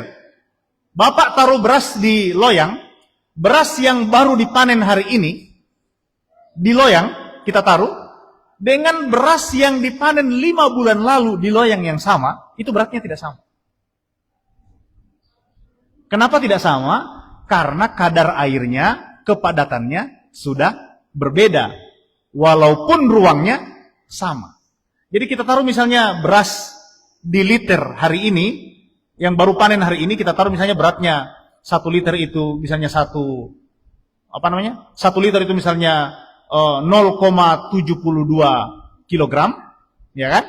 Tapi setelah 5 bulan kemudian di liter yang sama itu bisa menjadi 0,69, 0,68. Kenapa? Karena sudah jadi ringan, beratnya sudah berkurang. Nah itu ya. Apalagi dulu makanan pokok itu kurma. dan pengukurannya adalah pengukuran ruang. Kurma itu menyusut, kalau dia sudah kering, dia jadi ringan. Sehingga itulah yang menyebabkan ketika mud ukuran ruang ini, ukuran volume ini, dipindahkan, dikonversi ke ukuran kilogram, menghasilkan jumlah yang berbeda. Makanya sebenarnya tidak ada masalah. Tidak ada masalah perbedaan ini, Ustadz, sebenarnya berapa? Ada orang mau bayar zakat, Pak. Karena misalnya dia hitung, zakat itu menurut Basnas 2,5 kilogram zakat fitrah. Ketika dia mau bayar di satu tempat, saya mau bayar zakat fitrah. Itu kan ada yang terima zakat fitrah online gitu ya. Kita datang situ mau bayar zakat fitrah, ada lembaga zakat. Saya bayar di sini zakat fitrah. Kata dia, Pak, zakat fitrah Bapak ini kurang. Ini cuma 2,5 kilo. Kalau kami di sini menggunakan 2,7 kilo. Ya. Bagaimana itu? Kita kasih 2,5 kilo, dia tidak mau terima. Dia bilang di sini 2,7. Ya. Itu kenapa terjadi perbedaan seperti itu? Itu tadi. Karena sebenarnya perhitungan dulu di masa lalu itu bukan perhitungan berat, tapi perhitungan ruang. Oke? Perhitungan ruang. Maka mazhab Syafi'i mengatakan satu mud itu satu kali palo tangan seperti ini, itu ukurannya dalam mazhab Syafi'i adalah 0,625 kilogram. Itu yang umum dipakai, 0,625 kilogram. Sehingga ketika ya 0,625 atau 0,630 kilogram. Sehingga hasilnya ketika dijumlahkan 4 kali palo dengan tangan itu hasilnya 2,5 sampai 2,6 kilogram ukuran zakat fitrah. Ya. Jadi berapa ukuran mud? Berapa ukuran mud? Berapa ukuran fidyah? Setiap hari yang ditinggalkan fidyahnya sebesar 1/4 ukuran zakat fitrah atau 0,62 kilogram atau 0,65 kilogram makanan pokok. Atau biasanya orang bilang 0,7 kilogram atau 1 liter sepertiga atau 1 liter bumbung biasanya. Oke? Jadi bapak kita misalnya, Ustadz saya papa ini so tua, tidak bisa puasa. Berapa saya mesti bayar fidyahnya? Pilihan pertama membayar dengan makanan pokok. Berarti berapa kilo tadi? 0,65 kilogram itu dikali 30, ya, dikali 30. Atau kalau kita ini misalnya satu karung itu berapa liter ya? 60. Seboleh itu, seboleh sekali, ya kan? Setelah lewat itu. Bayar fidyah dengan satu karung beras, karena satu karung kalau 60 kilo berarti sudah melebihi ukuran. Jadi kita kasih lebih-lebih. Ya. Itu ukuran fidyah. Pertama, pilihan pertama. Pilihan kedua, fidyah itu dibayarkan dengan makanan siap saji.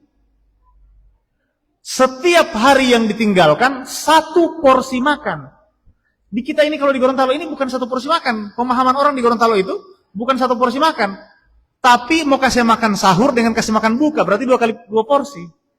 Ya, padahal tidak, 1 porsi makan saja. 1 porsi makan. Jadi kalau 30 hari ditinggalkan, maka kita boleh memberi makan 30 orang. Makanan kenyang 30 porsi. Ya, 30 porsi makan. Saya kemarin ceramah di salah satu tempat di Tilamutas ini. Ketika saya menjelaskan soal ukuran fidyah ini, itu bapak itu dia bilang begini, Ustadz, saya ini orang tua saya sudah sakit lama. Ya. Dan saya diberitahu orang untuk membayar fidyah orang tua saya sudah melakukannya Ustadz, tapi bukan dengan cara yang Ustadz bilang. Bagaimana? Caranya bagaimana dia?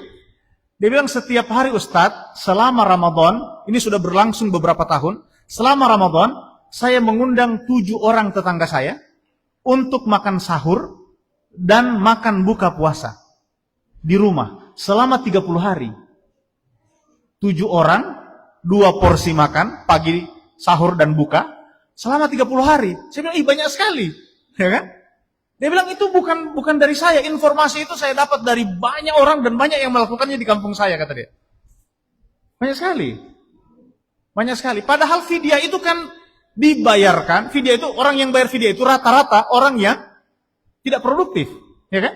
Orang sakit, orang tua, harusnya tidak boleh diberatkan.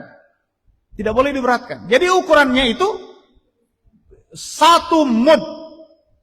Ukurannya 1 mud atau 1/4 zakat fitrah atau ukuran 1 porsi makan siap saji untuk setiap hari yang ditinggalkan. Atau pilihan ketiga, dengan membayarkan harganya. Ya, kemarin Basnas Sebuah sudah putuskan harga fidyah itu dihitung dari satu porsi makan di Tilamuta dengan DP minum itu 20.000. Makan satu porsi sampai kenyang dengan minumnya itu 20.000 dihitung oleh Basnas, sehingga kemarin diputuskan fidyah setiap hari kalau mau bayar pakai uang itu bayarnya 20.000 rupiah. Ya.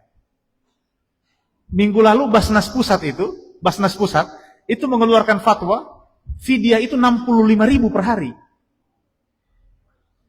65.000 per hari. Saya waktu baca berita itu kaget juga.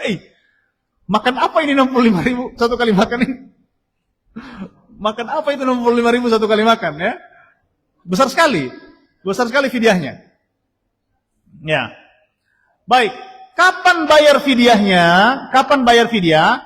Bayar fidyah itu boleh dimulai setelah dia melewati puasa itu.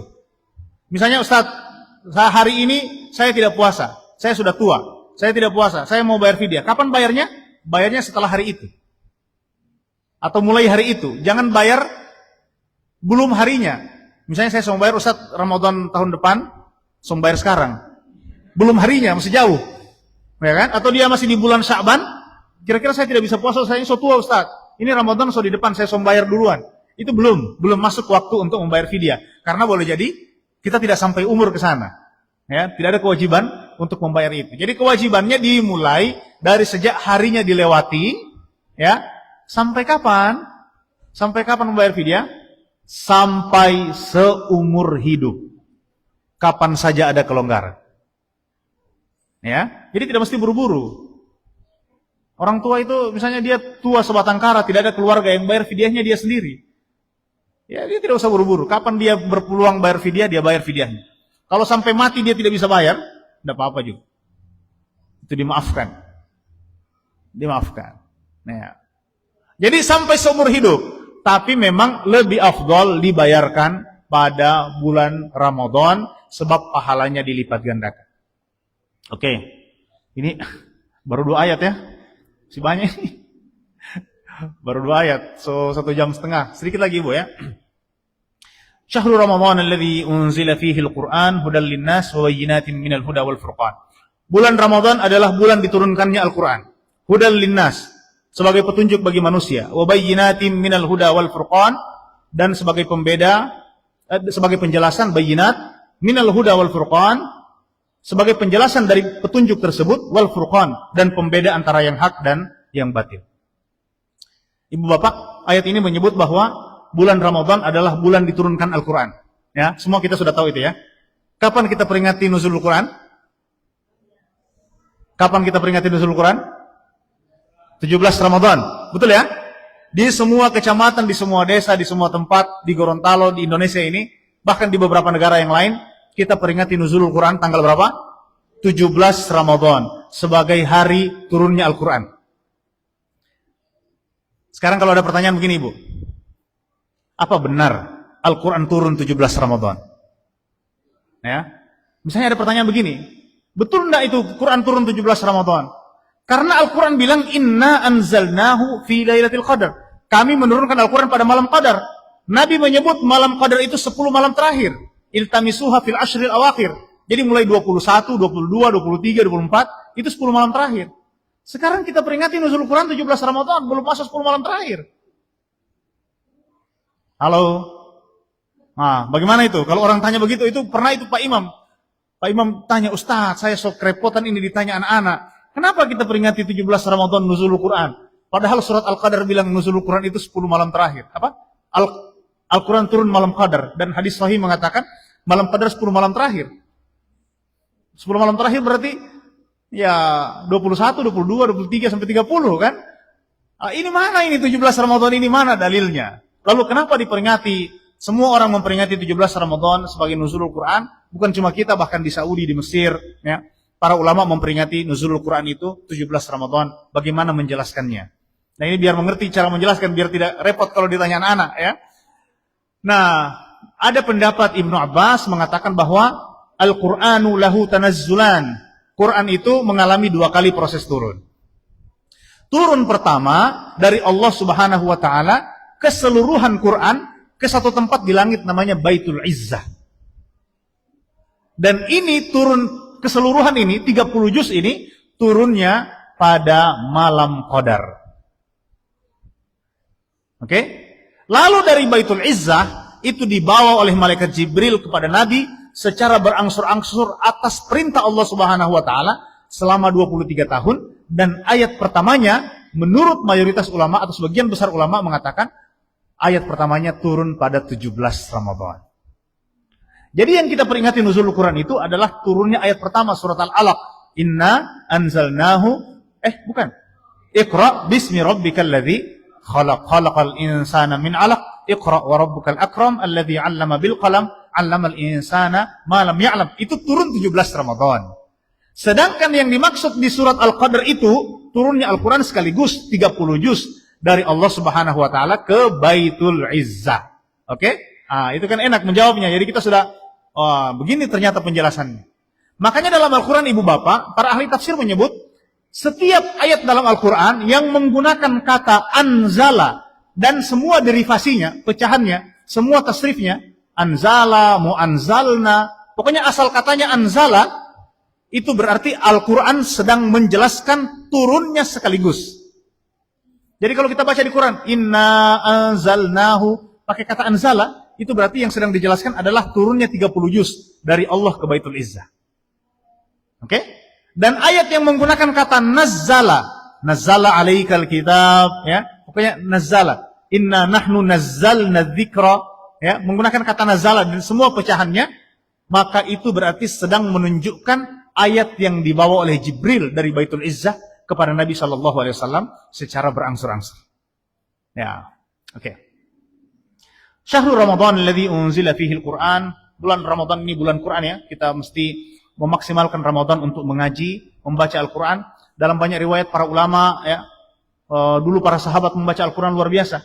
Ada banyak riwayat yang menyebut Imam Asy-Syafi'i rahimahullahu taala, beliau mengkhatam Al-Quran setiap hari Ramadan.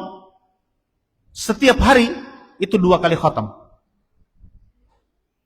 Jadi pagi sampai sore 30 juz, malam sampai pagi 30 juz. 2 kali khatam setiap hari. Luar biasa, banyak sekali ya. Banyak sekali. Dan ada yang mengkhatam Quran lebih banyak dari itu, walaupun memang ini tidak dianjurkan bagi kita, orang seperti kita. Sementara salah-salah itu baca kalau sebegitu. Ya, nanti salah-salah bacanya. So tidak betul nanti tajwidnya. Itu tidak dianjurkan untuk orang seperti kita. Rasulullah mengatakan lebih bagus baca Quran itu setiap bulan 1 kali khatam. Itu yang dianjurkan. Yang dianjurkan. Nabi melakukan seperti itu. 1 kali khatam. Di bulan Ramadan beliau membaca Al-Quran di depan Jibril 1 kali khatam. Kecuali tahun terakhir sebelum meninggal dunia, Rasulullah mengkhatamkan Al-Quran di depan Jibril. Membaca di depan Jibril itu 2 kali khatam. Itu ada hadis. Ya. Jadi 1 kali khatam. Itu yang dianjurkan. Tapi baca dengan betul. Baca dengan betul. Nah, kalau seperti Imam Syafi'i itu karena keberkahan waktunya. Orang-orang dulu itu waktunya 24 jam sama seperti kita.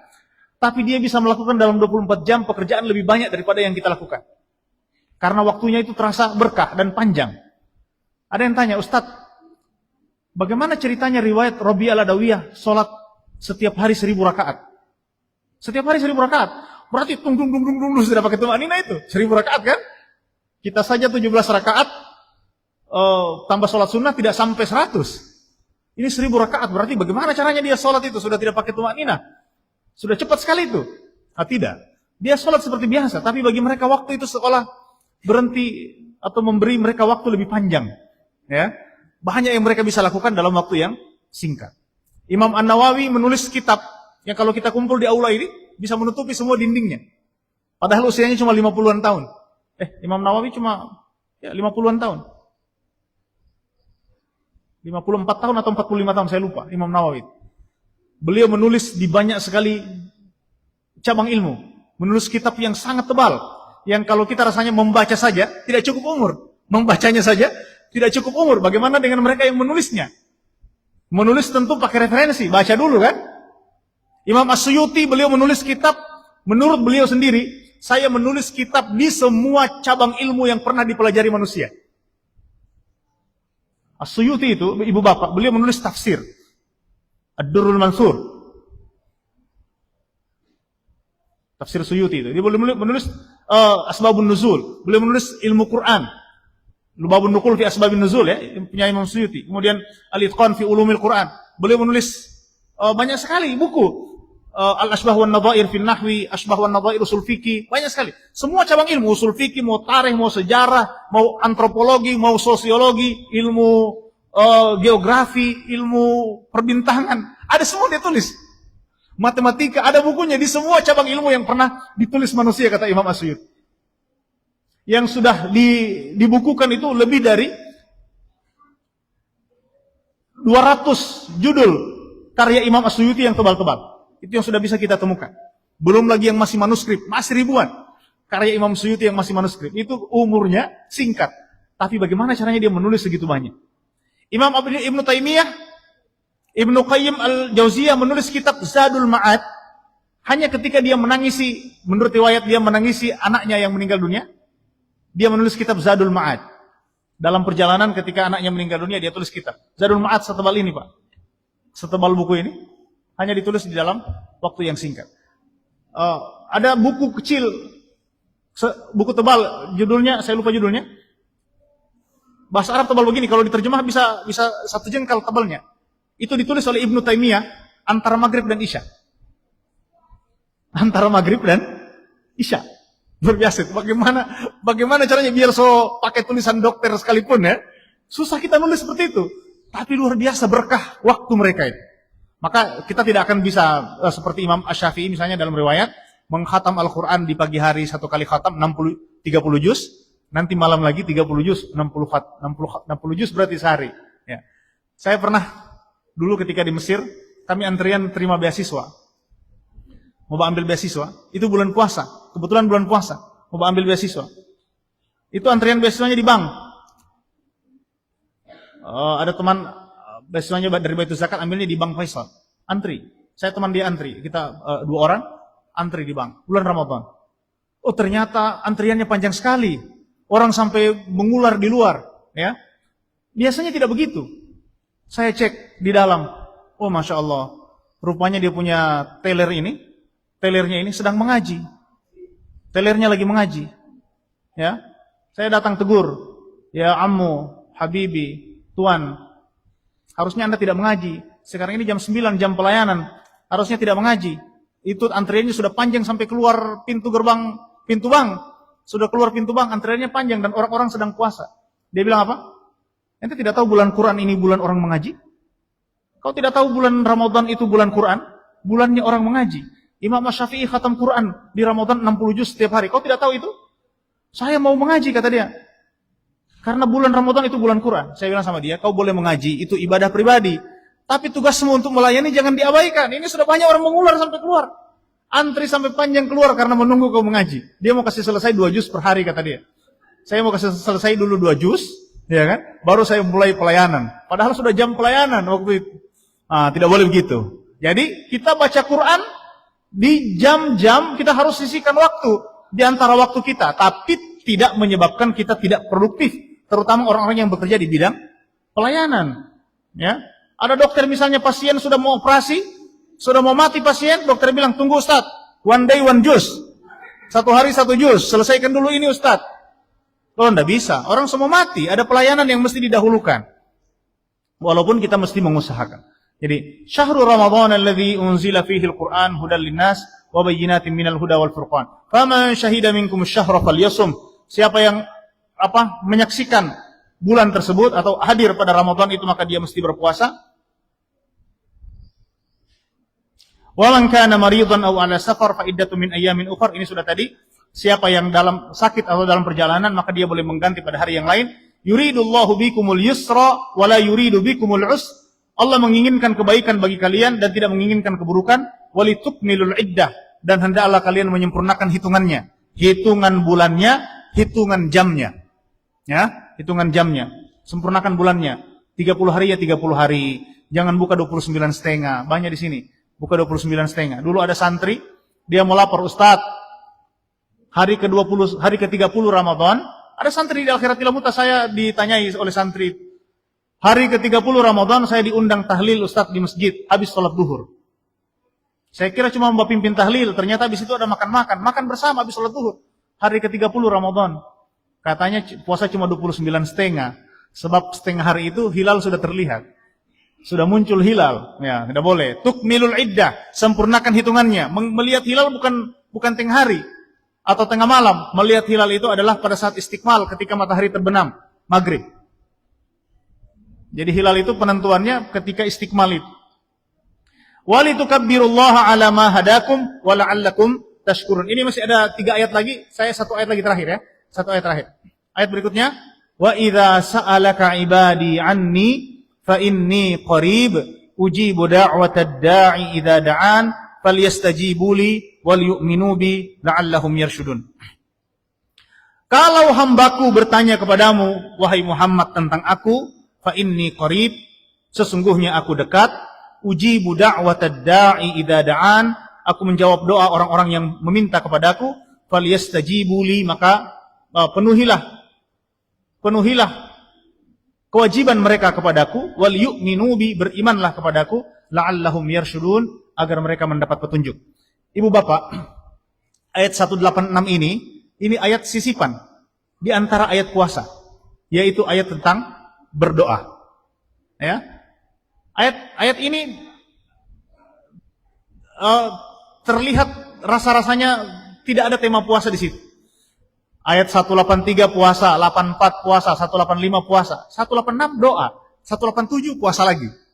Kok ada tiba-tiba ayat doa di antara ayat puasa? Ini ada beberapa penafsiran ulama. Ada yang mengatakan ayat doa di antara ayat puasa menunjukkan bahwa betapa pentingnya doa ketika Ramadan. Rasulullah mengatakan di dalam hadis yang sangat terkenal, Allah menerima doa di bulan Ramadan. Ya. Di dalam puasa Ramadan itu ada waktu-waktu makbul doa. Di antaranya ada doa menjelang buka puasa, ya, doa di saat sahur. Ini doa-doa yang disebut di dalam banyak riwayat tidak ditolak oleh Allah Subhanahu wa taala. Jadi ada kaitan sangat erat antara Ramadan dengan doa. Maka kita banyakkan doa di bulan Ramadan. Yang kedua, ada tafsiran mengatakan bahwa ayat ini itu berkenaan dengan, ini penting ya, ini biar kita punya informasi baru. Bahwa ternyata ada ahli tafsir atau ada di antara penafsiran yang mengatakan ayat ini turun berkenaan dengan orang Ansor. Jadi dulu puasa Ramadan itu bukan dimulai dari azan subuh. Dulu puasa Ramadan itu dimulai, jadi di awal-awal puasa Ramadan itu dimulai dari sejak kita tidur malam sampai maghrib. Jadi ibu misalnya dulu itu, kalau kita tidur habis sholat maghrib, maka puasa sudah dimulai sejak kita bangun. Walaupun bangun baru jam 8 malam. Sampai maghrib besok. Dulu puasa begitu. Panjang waktunya, lebih panjang daripada yang sekarang kita kenal. Ya. Karena puasa-puasa yang pernah disyariatkan kepada umat sebelumnya seperti itu. Maka puasa itu dimulai dari sejak tidur malam sampai bangun berikutnya. Di Mekah itu tidak masalah. Itu menjadi masalah ketika di Madinah. Kenapa di Madinah masalah? Karena orang Madinah itu pekerjaannya petani. Orang Madinah itu banyak yang bekerja di ladang. Dia punya kebun kurma.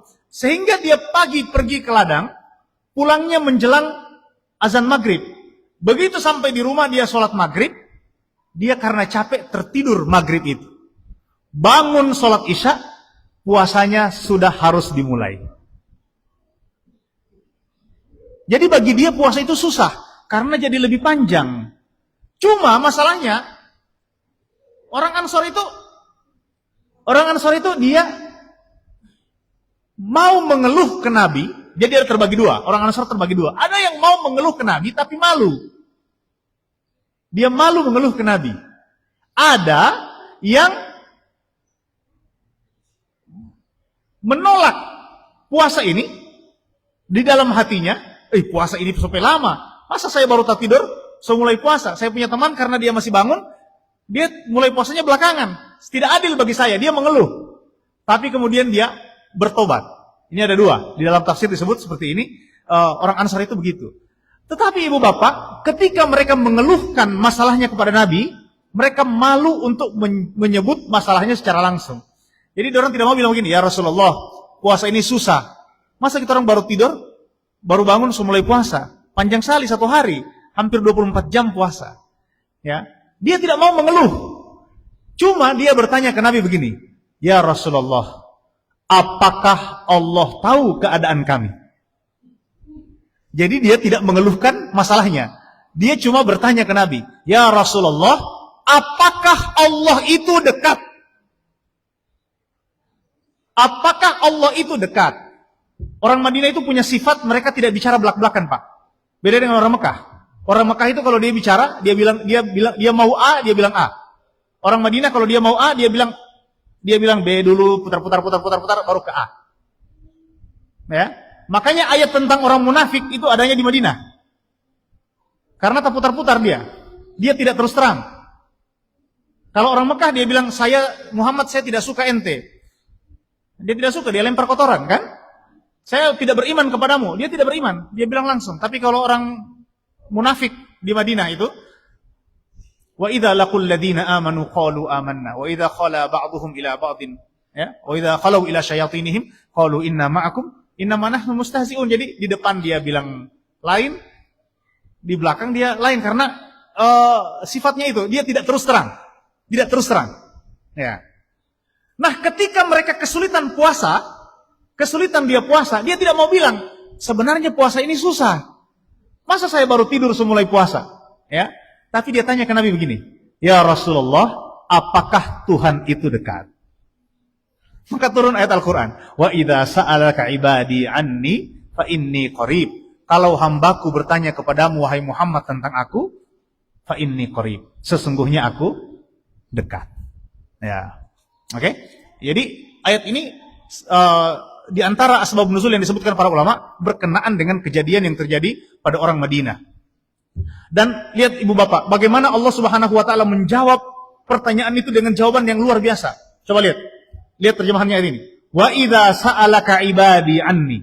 Dan kalau hambaku bertanya kepadamu tentang aku, fa inni qarib. Sesungguhnya aku dekat. Ini jawaban menunjukkan kedekatan yang luar biasa. Kenapa? Karena Allah tidak menggunakan perantara lagi. Walaupun bentuk kalimat menghendaki perantara. Contoh. Pak Ibrahim misalnya tanya ke saya, Ustadz, saya tes suara ini apakah didengar oleh Ustadz Husnan? Ustadz Ibrahim sana, Sekretaris Satpol PP Pohuwato. Beliau tanya ke saya, Ustadz, apakah suara saya ini didengarkan oleh Imam Masjid Agung? Ustadz Husnan. Oke? Ustadz Husnan kan dengar. Ustadz Ibrahim bilang begitu, ya kan ya? Kan Pak Ibrahim tanya ke saya, Ustadz Husnan dengar. Ustadz, apakah Ustadz Husnan dengar suara saya? Ustadz Husnan kan dengar ya? Apakah Ustadz Husnan itu dekat? Apakah dia mendengar suara saya? Ustadz Husnan bilang ke saya, Ustadz, bilang sama Pak Ibrahim, saya dengar suaranya, saya dekat. Begitu kan ya? Harusnya ketika hambaku, wahai Muhammad, jika hambaku bertanya kepadamu apakah aku dekat, harusnya Allah bilang, katakanlah wahai Muhammad kepada mereka bahwa aku dekat. Harusnya begitu. Tapi lihat Allah Subhanahu wa taala memutus percakapan itu dengan mengatakan dengan tanpa perantara lagi. Jadi ketika misalnya Ustadz Ibrahim bilang, Ustadz, apakah Ustadz Husnan itu dekat? Ustadz Husnan langsung jawab ke Ustadz Ibrahim, aku dekat. Tidak melalui saya lagi. Tidak melalui perantara saya lagi. Jadi Ustadz Husnan tidak bilang lagi ke saya, Ustadz, bilang sama Pak Ibrahim, saya dekat. Kalau masih pakai perantara berarti masih jauh. Ya, lihat Allah Subhanahu wa taala menjawab, apabila hambaku bertanya kepadamu wahai Muhammad tentang aku dekat. Harusnya kalimat itu begini, apabila hambaku bertanya kepadamu wahai Muhammad tentang aku, jawablah kepada mereka, aku dekat. Tapi Allah tidak perlu perantara untuk mengatakan bahwa aku dekat. Fa inni qarib. Itu luar biasa itu bahasa Quran itu. Ya. Fa inni qarib. Allah benar-benar ingin menunjukkan bahwa dia dekat. Dalam ayat yang lain Allah mengatakan wa nahnu aqrabu ilaihi min hablil warid, dan kami lebih dekat kepadanya daripada urat nadinya sendiri. Jadi Allah itu lebih dekat daripada jalan makanan atau jalan nafas kita sendiri. Sangat dekat, bahkan sangat dekat dengan kita. Tentu ibu bapak, qarib di sini, dekat di sini maksudnya bukan dekat secara jarak. Ya, maksudnya bukan dekat secara fisik. Ya, tetapi dekat secara pengawasan, dekat secara ilmu. Nanti kalau kita bilang Allah dekat secara fisik, ini nanti panjang lagi kalau saya jelaskan. Ini nanti akan bermasalah dalam ilmu kalamnya. Ya. Nanti Allah nanti akan berbentuk kalau dia dekat secara fisik. Ya kan? Allah nanti akan berfisik kalau dekat secara fisik. Jadi yang dimaksud adalah dekat dalam pengawasan, dekat dalam ilmu, dekat dalam memberi kepada hamba-hambanya. Ujibu da'watad da'i idza da'an, aku menjawab hambaku ketika dia meminta, falyastajibu li, maka lakukan kewajibanmu, tunaikan perintah, wal yu'minu bi, dan berimanlah kepadaku, la'allahum yarshudun. Ibu bapak, Allah menjawab kepada orang Ansor itu kan tanya, Allah tahu perempuan keadaan ini, pulang dari Kobong Manganto, Allah tahu enggak itu? Allah bilang, Allah tahu. Allah dekat, Allah tahu. Maka ayat berikutnya Allah beri keringanan. Uhilla lakum lailatas siyamir rafatu ila nisaikum. Nanti malam hari silakan kalian bergaul dengan istri. Makan minumlah wa kulu washrabu hatta yatabayyana lakumul khaytul abyadu minal khaytil aswad. Makan minumlah sampai jelas bagi kalian mana benang putih, mana benang hitam. Ya. Jadi tadinya kan dia bangun tidur langsung puasa. Tapi Allah bilang makan minum saja. Bangun tidur silakan makan minum. Makan minum saja sampai jelas mana benang putih, mana benang hitam. Nah, para sahabat ketika ayat itu turun, ada seorang sahabat dia makan di luar rumah setiap hari tanpa lampu sepanjang Ramadan. Dia makan di luar rumah tanpa lampu setiap hari. Dia ikat kakinya dengan benang putih dan benang hitam. Sambil makan dia lihat kalau sudah kelihatan mana benang putih, mana benang hitam, dia berhenti makan. Ya. Ternyata yang dimaksud dengan benang putih dan benang hitam itu bukan benang, tapi fajar. Masalahnya apa, ibu bapak? Itu ayat itu, wa kulu washrabu hatta yatabayyana lakumul khaytul abyadu minal khaytil aswad. Begitu ayatnya. Nanti 1 tahun kemudian baru turun potongan kecilnya minal fajr. Yang dimaksud adalah fajar. Itu 1 tahun ayatnya baru turun. Ya. Jadi selama 1 tahun itu, dorang kalau puasa dorang ikat kakinya dengan benang putih benang hitam. Setahun kemudian baru potongan ayat minal fajar itu turun. Oh, ternyata yang dimaksud benang putih benang hitam itu bukan benang seperti yang dimaksud, tapi benang putih itu adalah cahaya matahari di langit yang baru mau terbit seperti garis, sedangkan benang hitam itu adalah gelapnya malam. Oke? Ya, jadi kita boleh sudah dapat keringanan bahwa ternyata semua larangan puasa tidak berlaku di malam hari. Itu baru berlaku sejak terbit fajar. Sekarang Ustadz, bagaimana kalau ini ada pertanyaan misalnya, Ustadz, bagaimana kalau dia makan setelah imsak? Di kita kan ada kebiasaan imsak dan ini cuma ada di kita. Imsak itu. Di Saudi tidak ada, di Mesir tidak ada imsak ya. Setelah imsak Ustadz, apakah masih boleh makan? Boleh. Boleh makan, tetapi tidak dianjurkan. Kenapa tidak dianjurkan? Karena ada riwayat menyebut Rasulullah itu memerintahkan sahabat untuk berhenti makan dan minum 50 ayat Al-Quran. Ya, 40 atau 50 ayat Al-Quran sebelum azan. Maksudnya, berhenti makan dan minum dengan waktu kira-kira cukup untuk membaca 40-50 ayat sebelum azan. Sebelum azan. Ya, maka ulama kita kemudian mengukur 40-50 ayat itu kira-kira 10 menit. Maka dibuatlah waktu imsak 10 menit sebelum azan. Tapi kalau mau makan di situ boleh. Yang penting jangan sampai makan pada saat azan. Jangan makan saat azan. Ada yang bilang, Ustadz, kalau makan saat azan, boleh. Habiskan yang di piring, supaya tidak mubazir. Karena ada hadisnya begitu. Ada memang hadisnya begitu, Pak. Tapi ini kan di dalam fikih mazhab Syafi'i, ini ditolak. Kenapa?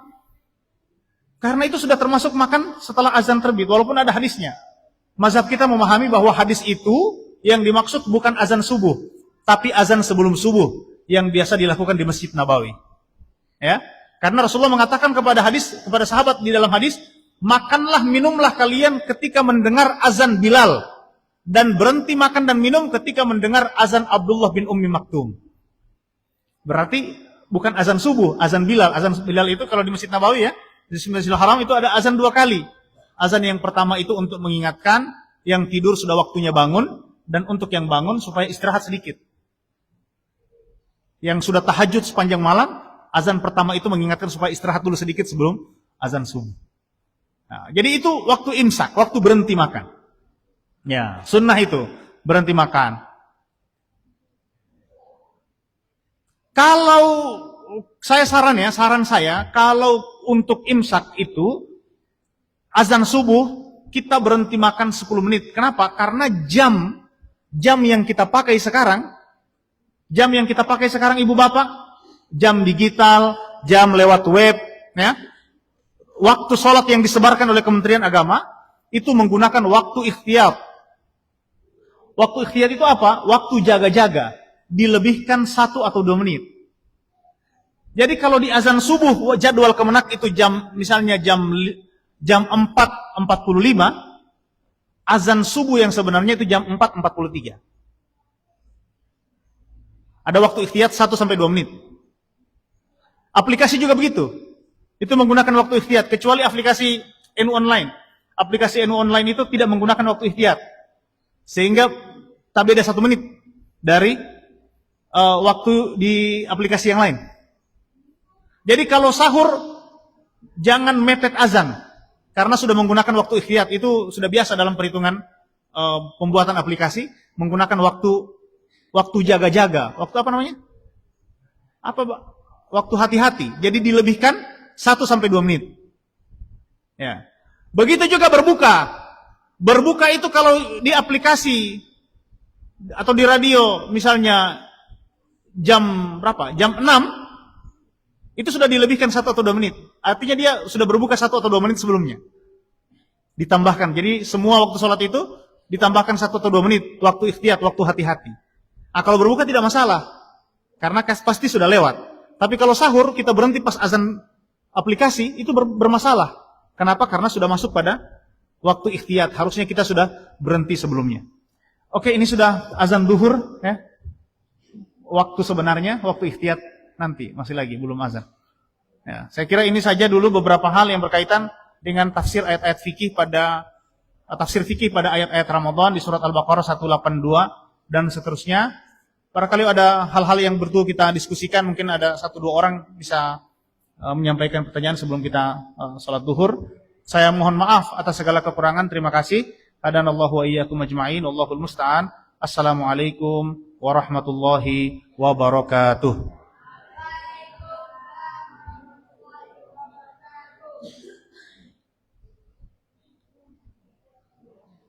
Silahkan ibu bapak kalau ada yang mau tanya. Tidak ada? SMS Jo.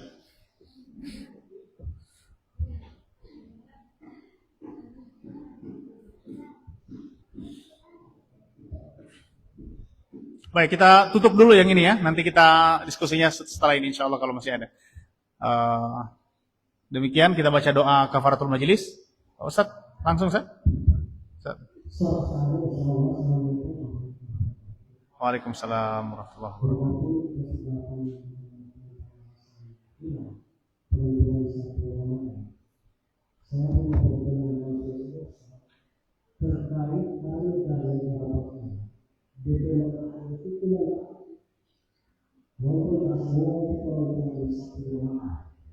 Tidak dengar saya. Apa? Di beberapa negara itu ada beberapa hari baca dengan berapa derajat. Oh ya. Jadi dianggap siang. Ada juga yang dianggap mampu, tapi siangnya cuma matahari berasa besar. 200 sudah dihitung teman-teman. Baik. Bagaimana puasa Ramadan bagi orang yang siangnya pendek, malamnya panjang? Kalau di beberapa negara di Eropa itu, misalnya di Jerman, itu siangnya sampai 16 jam di musim panas. Di Mesir itu siangnya sampai 13-14 jam, lebih panjang. Ada beberapa negara yang mendekati daerah-daerah dingin itu, wah itu lebih panjang lagi, siangnya panjang. Ada bahkan yang tidak ada malam. Jadi 6 bulan siang, 6 bulan malam. Ya, bagaimana puasa di tempat seperti itu? Bagaimana puasa di tempat seperti itu? Nah, ada beberapa pendapat. Yang pertama, pendapat yang paling populer adalah orang-orang di tempat seperti itu, mereka berpuasa mengikuti waktu normal di negara terdekat. Waktu normal di negara terdekat. Jadi di mana negara terdekat yang normal waktunya, dia ikut ke situ. Atau kalau tidak, dia mengikuti waktu Saudi. Misalnya 6 bulan Ustaz DP siang, 6 bulan DP malam, ikut saja Saudi. Ikut Saudi, kan sekarang sudah ada aplikasi, bisa dilihat. Ya, jadi begitu, itu beberapa pendapat. Tapi kalau tidak, kalau masih beda-beda tipis, misalnya cuma 15 jam, siangnya 15 jam. Bagaimana kalau 15 jam siang? Mesti ikut 15 jam. Karena masih normal itu. Masih normal. Ya. Sama dengan misalnya, jadi kalau kita puasa di satu tempat, kita ikut waktu di tempat tersebut sepanjang waktunya normal. Sama dengan ibu misalnya, kita sahur di Gorontalo. Sahur di Gorontalo. Bukanya di Jakarta misalnya. Datang ke Jakarta, buka di Jakarta. Ya, itu berarti kita buka di Jakarta itu sejam 7 di Gorontalo itu. Boleh enggak kita buka misalnya habis asar? Baku ikut jam Gorontalo jam 6. Padahal kita di Jakarta. Karena saya Ustaz sahur di Gorontalo, jadi saya babuka waktu Gorontalo. Ya, orang belum babuka di Jakarta kita sudah babuka, itu tidak sah. Iya kan? Tidak sah. Dia mesti ikut di mana dia berada. Atau misalnya dari Jakarta dia ke Amerika. Orang misalnya dari Jakarta ke Amerika, hari Senin dia pergi. Hari Senin dia ke Amerika. Pagi, hari Senin pagi ke Amerika. Itu sampai di Amerika hari Senin sore.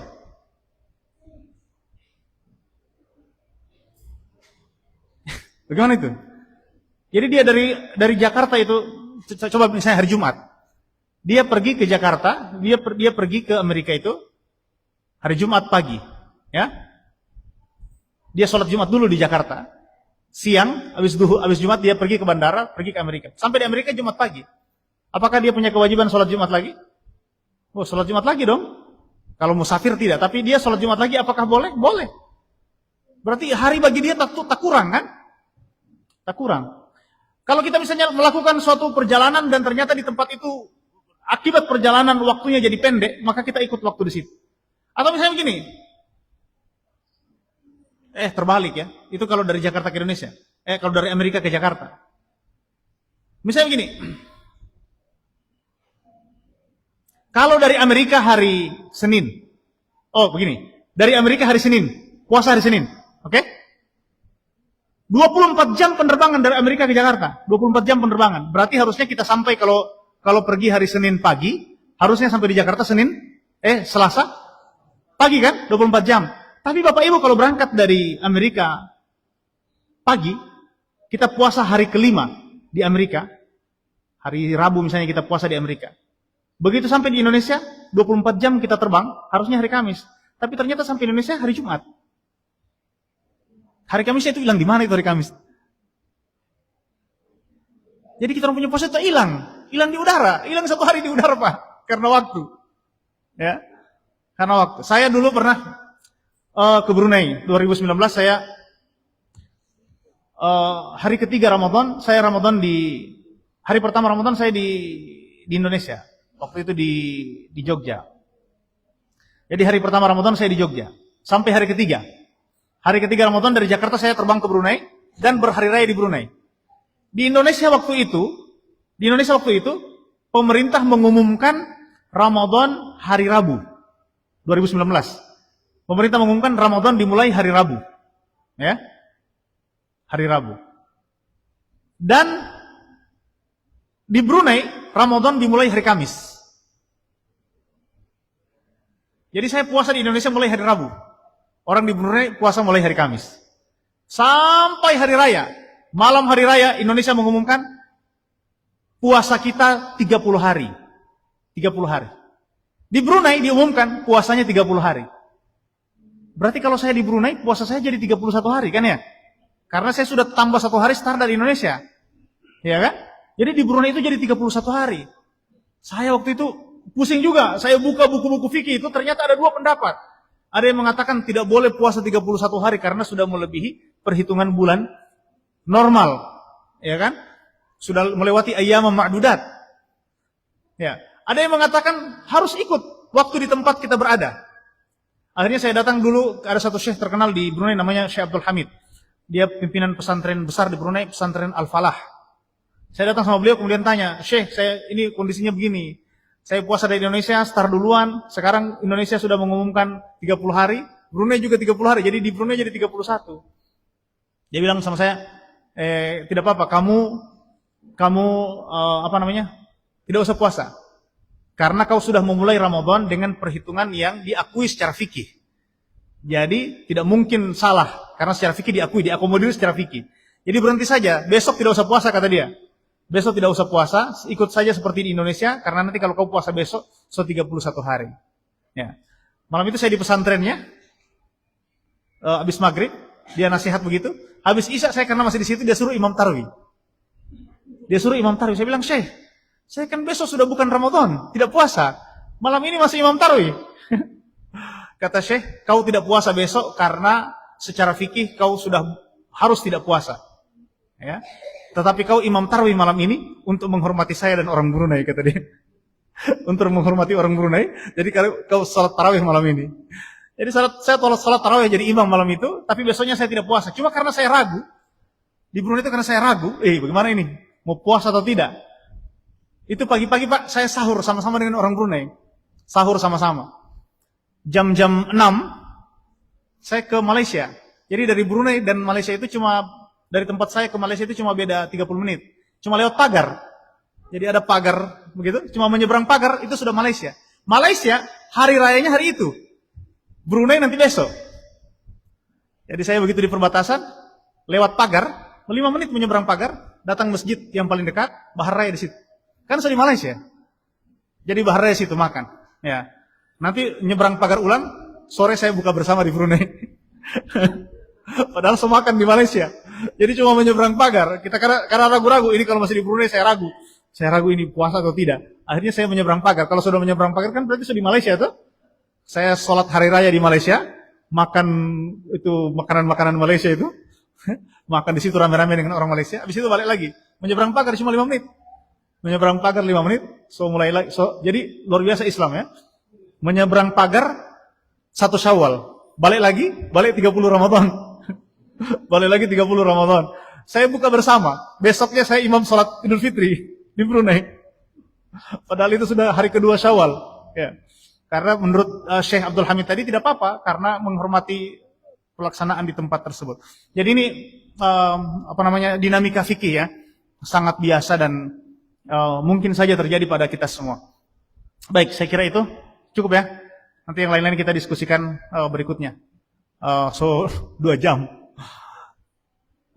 Subhanakallahumma wa bihamdika asyhadu an la ilaha illa anta astaghfiruka wa atubu ilaik. Wa sallallahu ala sayyidina Muhammad wa alihi wa sahbihi wasallam. Walhamdulillahi rabbil alamin. Assalamualaikum warahmatullahi wabarakatuh.